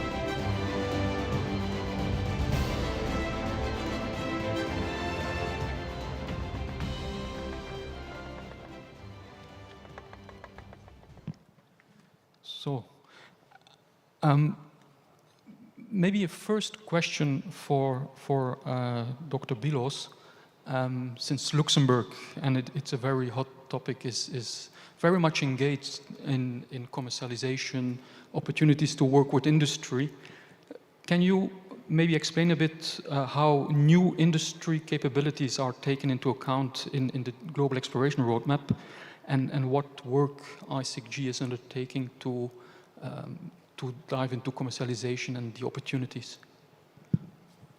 Yeah, I think it's become, this has become very, very clear, both I think today with the different presentations that we already had, as well as in the roadmap, that these public-private partnerships are becoming really important, and that agencies, space agencies are sort of changing roles, I would say, rather really trying to facilitate these industrial capabilities, really trying to stimulate the industry to develop new services and new products, which could not only help, for example, in, or not just for example, low Earth orbit and the use of microgravity, but also for the moon. And if I'm allowed, from a Luxembourgish side, we have two examples of that. So for low Earth orbit, we have a company called Flawless Photonics, who have produced kilometers of fiber optics in microgravity, which they are now further developing and seeing how they can commercially sell this product, and really trying to build a commercial case around these space-produced fiber optics. And also for the lunar surface, where we are, Luxembourg has built a rover through iSpace Luxembourg that is now currently on its way to the moon on the Japanese lander, and where, if everything goes successful, on the 5th of June, there will be a commercial contract for lunar resources between iSpace and NASA, and there will also be a commercial objective there as well. So, and I think this is clearly reflected in the roadmap, especially that we also want to link these commercial or really stimulate these services in space, but really link it also to Earth, and really have an impact also on us, on our daily lives, on the products that we use every day. And I think also from a Luxembourgish side, this is really important. We want to stimulate companies and want to lower the barriers for access to space, lower the costs to go to space. And with that opportunity, also bring it back to Earth. And this is, I think, a lot of examples are there in the roadmap. Now, specifically for ISRO, there is also a commercial working group that is really there, both with emergent space agencies as well as very established space agencies, to really map all these different efforts, to really coordinate as well, also between the space agencies within ISRO, and to understand and see how we can best engage and stimulate the commercial use of space, and to understand the lessons learned and to share experiences and so on, all in the frame of collaboration between agencies. And I think this is the main objective also for commercialization, that this is happening in a collaborative spirit as well. Right, thank you. Sharing information is part of the coordination, and as already mentioned, technology is the enabling factor for exploration. We are at the frontier of our solar system, but also at the frontier of technology. And within ISRO, we also coordinate technology. And maybe, Dr. Smith, you can explain a bit how we do that and what products we have that may be useful for agencies. Yes, of course.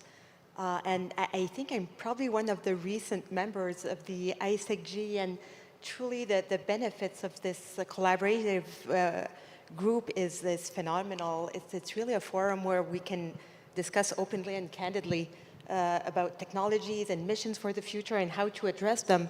So in terms of the technology working group, it's really to help identify the technology gaps that are critical to achieving the objectives of the global exploration roadmap.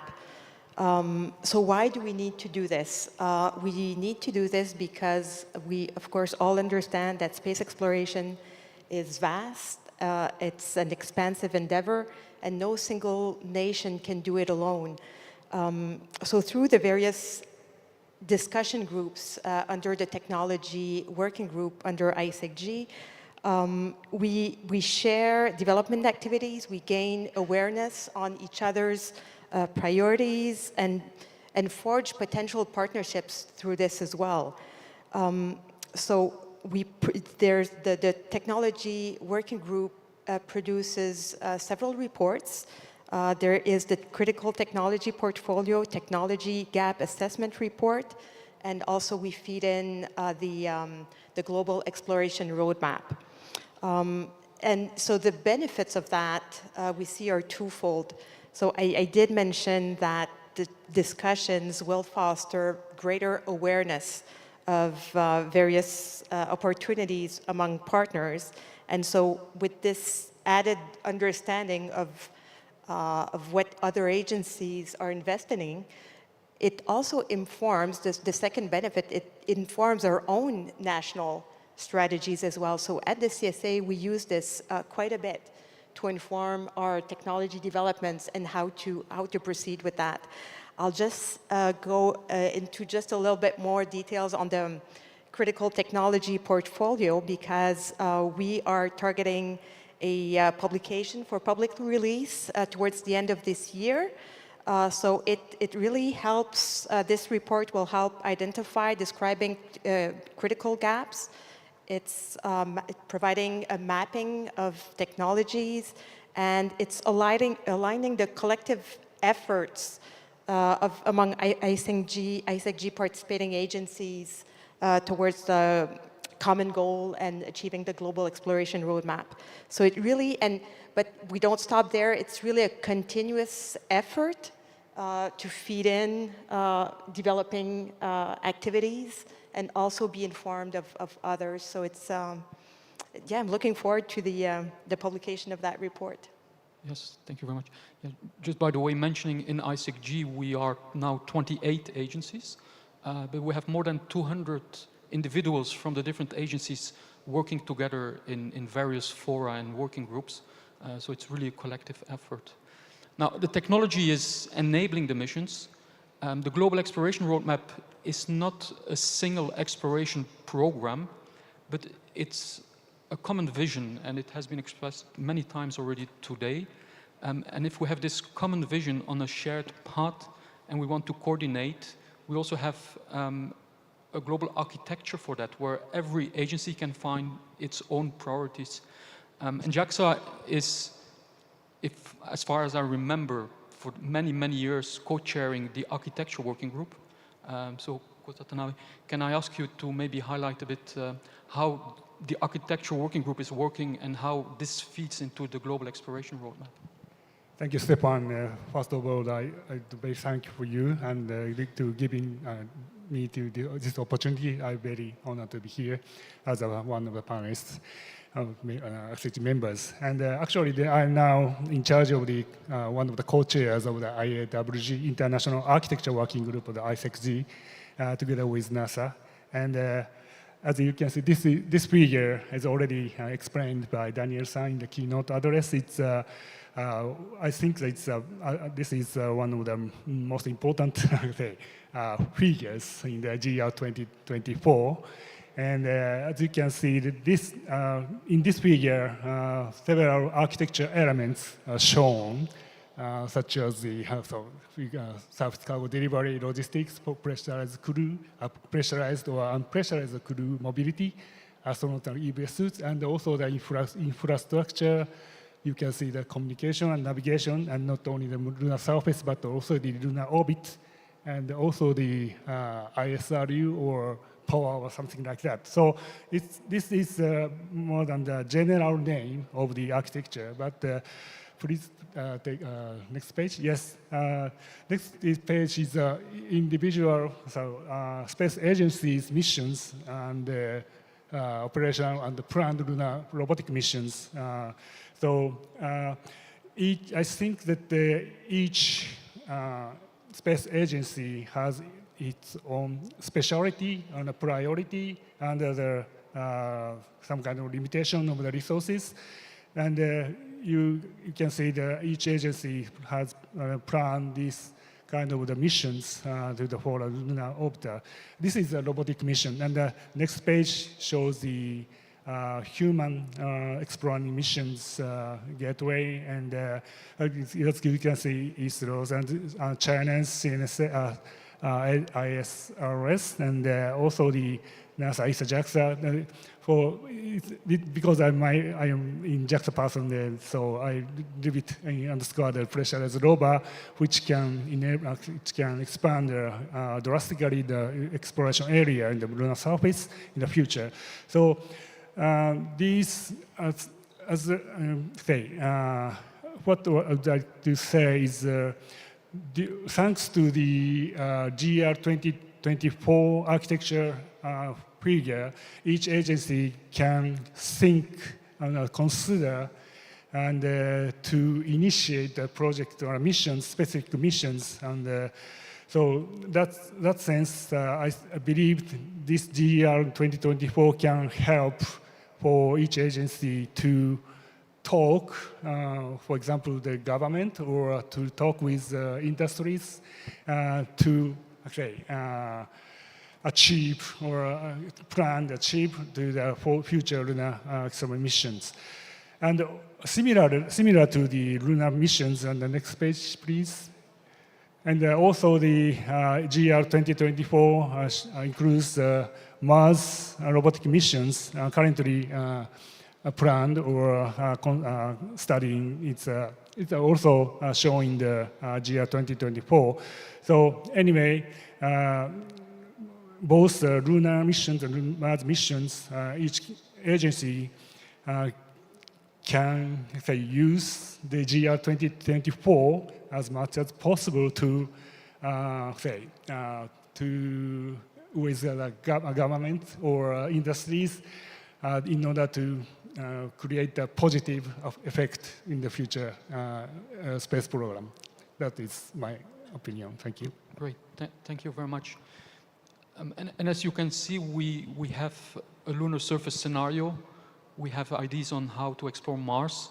And it's also not about exclusivity of one agency and one capability. It's also indicating where the major needs are, where there is maybe a need for having redundancy that can be implemented in different ways according to the priorities and the skills of each and every agency. So the roadmap can also be used as a tool to identify your own priorities and skills where you can contribute to this common vision. Now we explore for a reason, and one of the major reasons is science.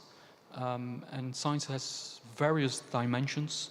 And maybe I can invite Pierre Bousquet from CNES to enlighten us a bit on the different aspects of science. Yes. Thank you, Stefan. You have the main objectives in terms of science, which have been identified by the global exploration roadmap. I won't go extensively through them, but one message at the end is important. It's preserving science through exploration and scientific integrity. There's a very topical message at the moment for the Mars Sample Return mission, which in a big way is trying to reach some exobiology status about the presence of Mars. And at the moment, it is planned in a robotic way, which is quite pristine. The samples would be brought with full integrity. And if this mission takes place after human exploration of Mars, there may be some risks of terrestrial life contamination on the samples. So on the next slide, I will show how France is present over various Mars and Moon missions. And this also shows how we work in collaboration. Collaboration is, ISRO is all about collaboration, and French scientists have been participating to several missions on Mars with NASA JPL in particular. But we also flew an instrument very recently, last year, on the Chinese Chang'e 6 mission. In fact, this was the very first active scientific instrument from France on the surface of Mars. It measured radon, the radon presence at the surface, radon coming from the interior of the Moon. We also, in partnership with ESA, have various instruments of ExoMars. Of course, it's very natural for us to participate to the ExoMars mission in the short term.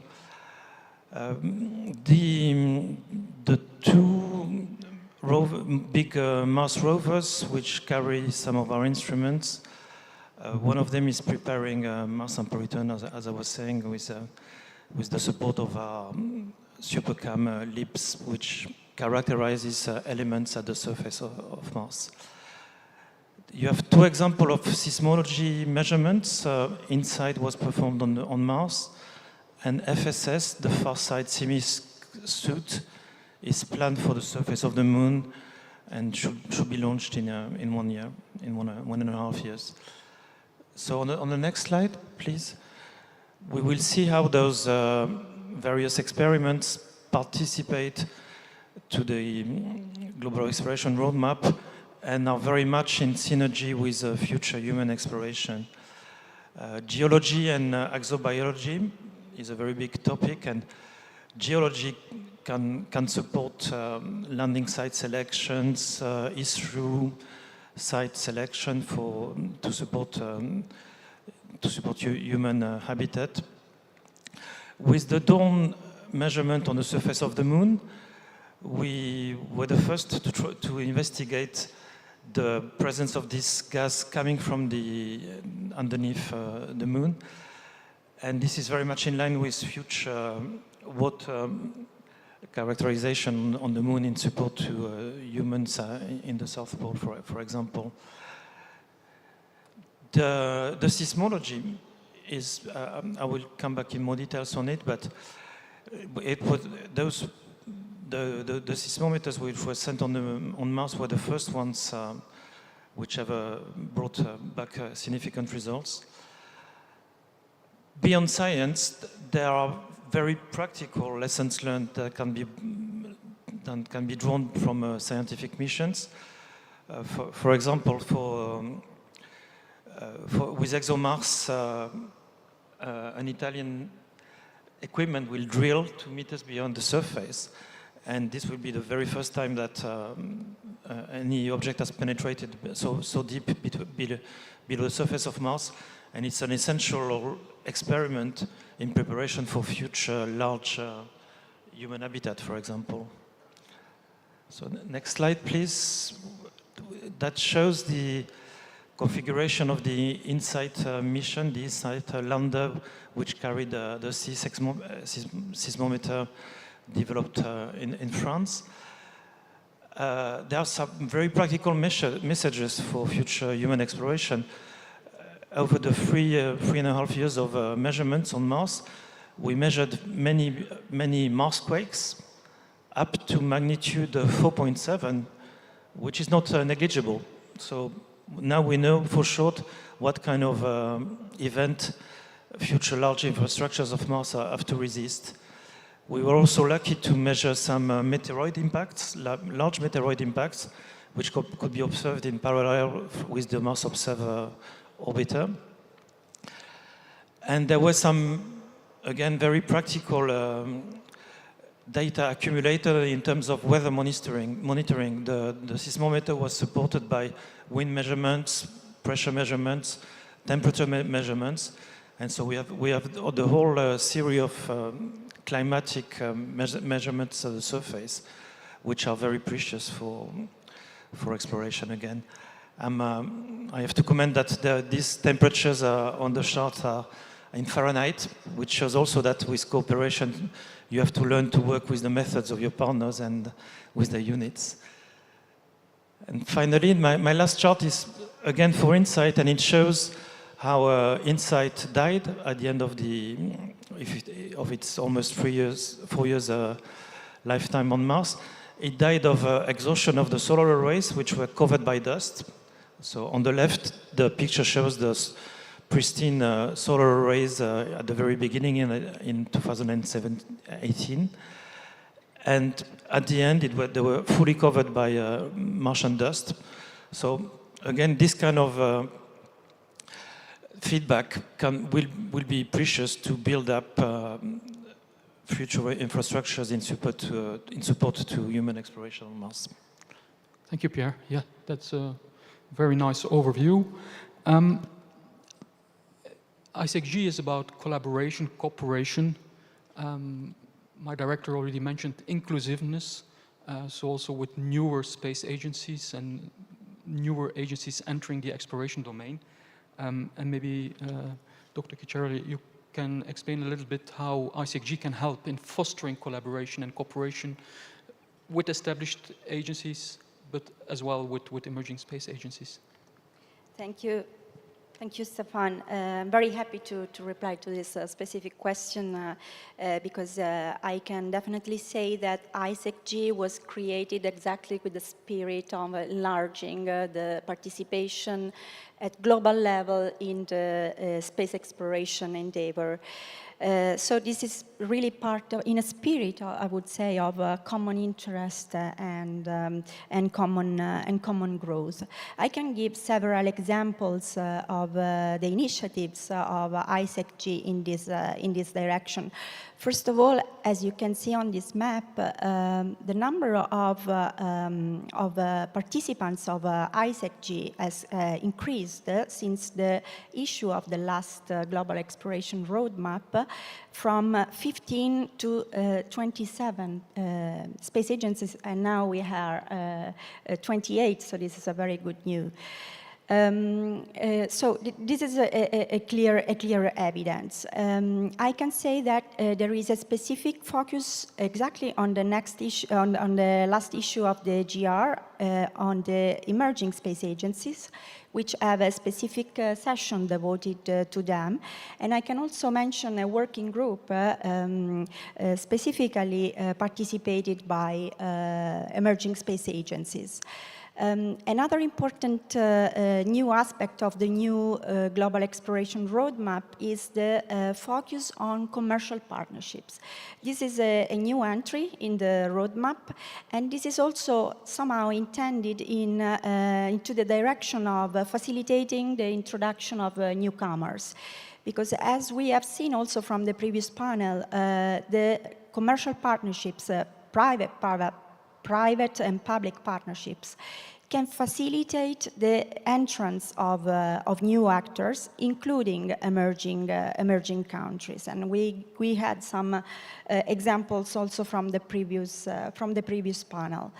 I would like to add also that thanks to these working groups that has been created inside the ISEC-G, there is really an opportunity of growth from emerging space agencies. Jill mentioned the technical working groups, for example, and this is an incredible opportunity for emerging space agencies to share a very complex and varied network of capabilities among different space agencies. Another important initiative that goes to this direction is the fact that ISEC-G promotes interoperability, common interfaces, standardization, and common architectures. And this, in the end, lowers the entry barriers and facilitates the participation of different partners. Let me also say that the ISEC-G and EGR also focuses on the possibility of collaboration not only in space activities, but only on ground. This means that emerging space agencies can, for example, contribute with ground infrastructures, facilities, training centers, and so on. I would like just to add from more specifically a national perspective as Italy, that we have really a long tradition of international collaborations, in particular with emerging countries. In the previous panels, my colleague from ASI highlighted our long-term collaboration with Kenyan Space Agency in the Broyo Space Center in Malindi. And this is exactly an evidence of that direction. And I would like to conclude here that saying that probably it would be very much desirable to have, as a new entrant, some representatives from Africa, which is now missing from our ISEC-G member state participants. So that is a wish I would like to express in this occasion. Great. I think that's a very nice appeal to everyone to think about this and to take action, actually. This was a first round of questions, and in the second round, I would like to focus not on the global exploration roadmap per se, but on another product we have published last year, which is a benefit white paper, benefits stemming from space exploration. There are many benefits, and we cannot enough stress and communicate on that, and that's why we made this publication. We're a bit short in time, so I will ask my panelists to be very short in the answers, but just to give a very succinct example of what for your agency is a benefit. And while you're thinking about this, I would like to invite everyone to a technical session tomorrow. I think it's the third international cooperation session, where CSA, on behalf of ISEC-G, will dive more deep into the benefits and the benefit work of ISEC-G. So now I go one by one through the panel in a random order and ask you what is for your agency a major benefit from exploration. And maybe Pierre, you can start. Well, I will start with direct benefits which came from human exploration. We have a spaceship initiative at CNES where we prepare a frugal approach for future human exploration. And it's all about recycling, carbon use to grow plants in a cheap way. We want to use carbon for packaging and recycle it as a sort of compost. We want also to grow those plants with very little water, and water needs to be retreated, so we develop technologies for water recycling, water retreatment. And we believe all that is, of course, essential for your exploration, but can be very much beneficial for terrestrial life. Another axis is medical monitoring. Within the frame of the flight of Thomas Pesquet in the ISS in the Proxima mission in 2017, we flew an echograph with advanced teleoperations using artificial intelligence. And this could be used afterwards on Earth for remote echographies. And also there was an unexpected benefit during the COVID crisis. The actual artificial intelligence algorithms which were developed were used really to identify patients which were in crucial need of critical treatment. It was used for quick checks during the crisis and really find out quickly those patients which needed to be treated urgently. Out of human exploration, Well, I showed a few examples of science which has been done with robotic missions, and I won't develop, but it's obvious that those experiments, those measurements, will only be done better when humans get to Mars and to the Moon in general, and because of the great initiative and judgment of astronauts, which we will only do better, more advanced science. And here I'm thinking, for example, of lava tubes. Lava tubes have a lot of potential for habitat on the Moon and on Mars. And if ever astronauts go down to lava tubes to start living there, I'm sure they will make some unexpected discoveries with a great scientific value. And finally, beyond the Moon and Mars, we've been lucky to have many instruments on very distant destinations, such as Titan, Churyumov, Gerasimenko, Ryugu with JAXA. In the future, we will go to Apophis with ESA. And every time we have those experiments, we think we are very, very lucky to have robots exploring those destinations, which will be out of reach for humans for a very long time. And to me, this is both exciting and inspiring that robots can project human expertise beyond destinations that can be reached by real people. Thanks, Pierre. It was a bit longer than expected. We should go very quickly because there are a few interesting questions we may also try to get in. Kota-san, if you want to... Example? Yes. Okay.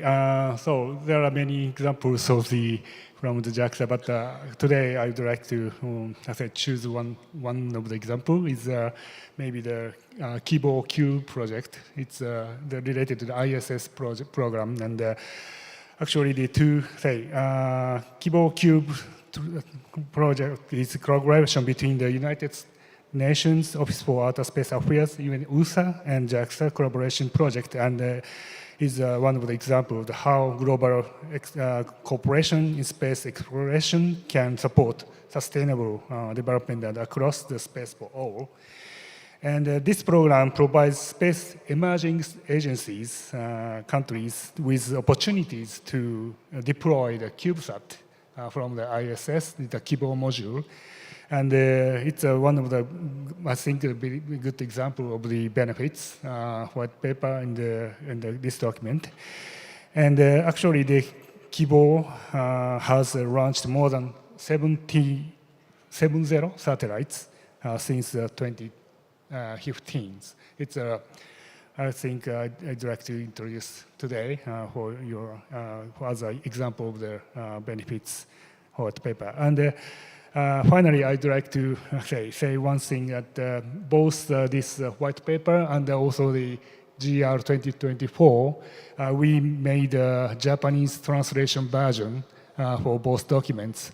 And it's a very tough work, but I believe this kind of activity will help us to more share the information among the Japanese people to affect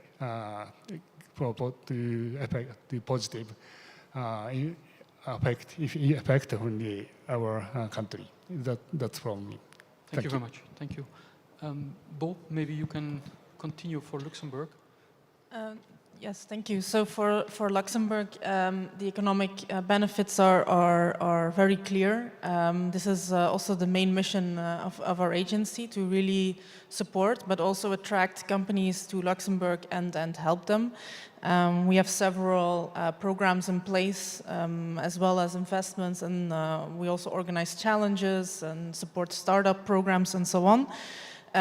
Which show that we can really contribute to our national economy, but not just that. I think, of course, it grows our economy, but it also, and another very important focus of LSA is also to do talent development and make sure that we support and really grow a skilled workforce that can work in our ecosystem. And this really drives more commercial exploration, as I think it's very, as it is critical, I think, for accelerating exploration in general, and really trying to support the industry to take the lead and to further stimulate this as well. Great, thank you. Maybe Cecilia? Yes, I will focus more on the international cooperation benefits, which are among the most important ones highlighted into the benefit white paper. And so, from an Italian perspective, I can say that, for example, the participation to the ISS, together with the both through our ESA participation and our collaboration with NASA, gave us the opportunity to set up a strong industrial base recognized at international level with so many economic impacts and benefits. But talking about more recent examples and also examples mentioned on the white paper, I can mention, for example, the collaboration in the DART mission, which is under a specific chapter names New Means to Address Global Challenges. And so DART is Licia Cube is an initiative in the framework of the DART mission, which is the first planetary defense mission. And this gave the opportunity to a small company to realize a CubeSat that gave a strong benefit for the mission, and at the same time gave the opportunities of growth and development to a small mission, a small company, sorry. Another example similar to this one is more recent and is Lugre, a GNSS receiver of GPS and Galileo signals for the lunar context. Again, this is the result of a collaboration in the framework of the NASA CLIPS mission between our agency and NASA. But at the same time, it's the result of a collaboration together with private partners, because the lander is realized by a private partner, and also the Lugre receiver was realized by a small company. So I would like to highlight the fact that the CLIPS initiative, for example, is a really an example of success, allowing also smaller realities, and it could be also the case for emerging countries to enter into exploration missions, which otherwise would be unattainable. Right, thank you. And then, Gilles, you can take the last word on this round. Yes, thank you. So I'm going to talk about the global challenges. So what's fascinating about space exploration is that what keeps our astronauts in deep space safe and healthy, while the same solutions can also be applied on Earth. And in Canada, this is dear to our heart because we have a very large country covered in snow for months in the year. We have remote communities as well, living in low, dense population areas. So for us, this is a real challenge that affects our population, and we can use space solutions to address that. So we have worked with international partners. We've worked with NASA. We've worked with UKSA to engage the Canadian space sector, and we launched and implemented 3 challenges over the past 4 or 5 years. One was on remote healthcare solutions. One was on food production, and one was on water filtration. And the results we've seen from that were absolutely amazing. Some of the results are actually being implemented in the real world, like, for example, the remote healthcare solutions.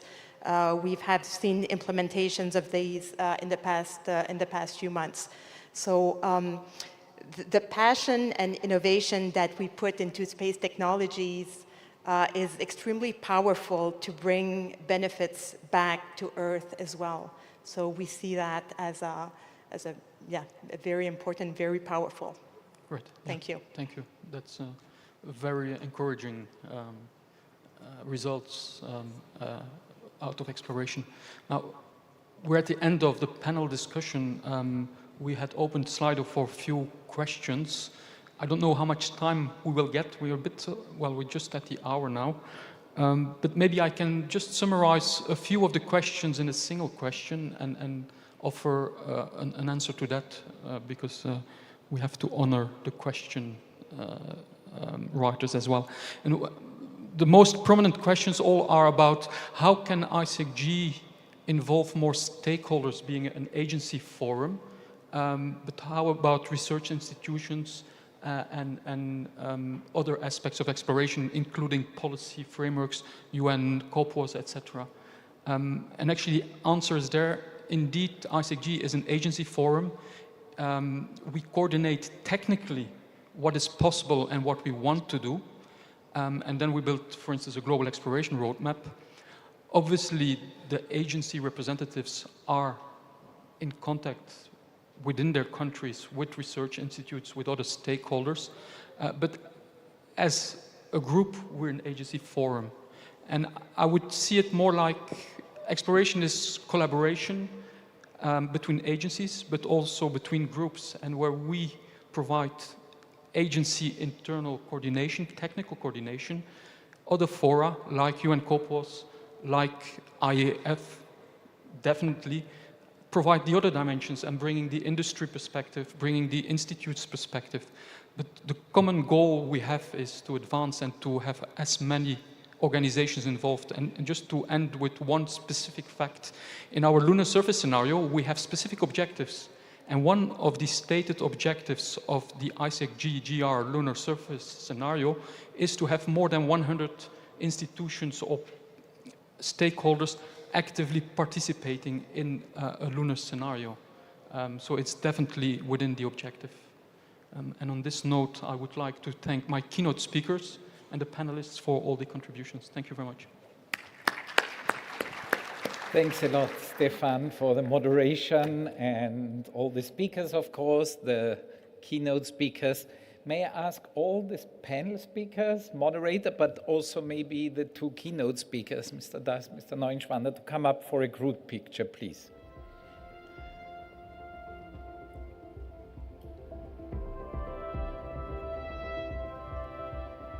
Do we have Mr. Das still around here?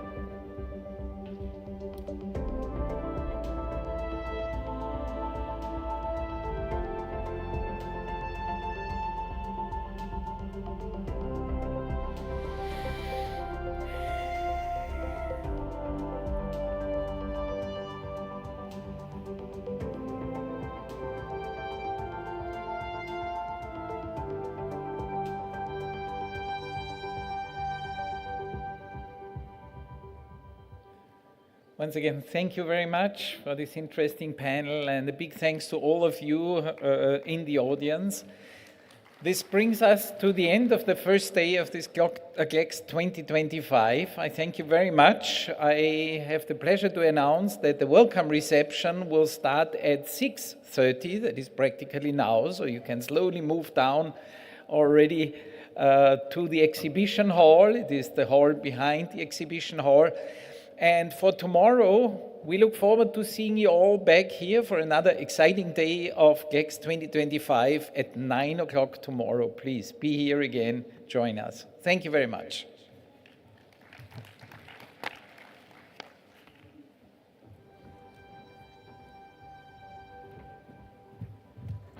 Yeah, dear friends.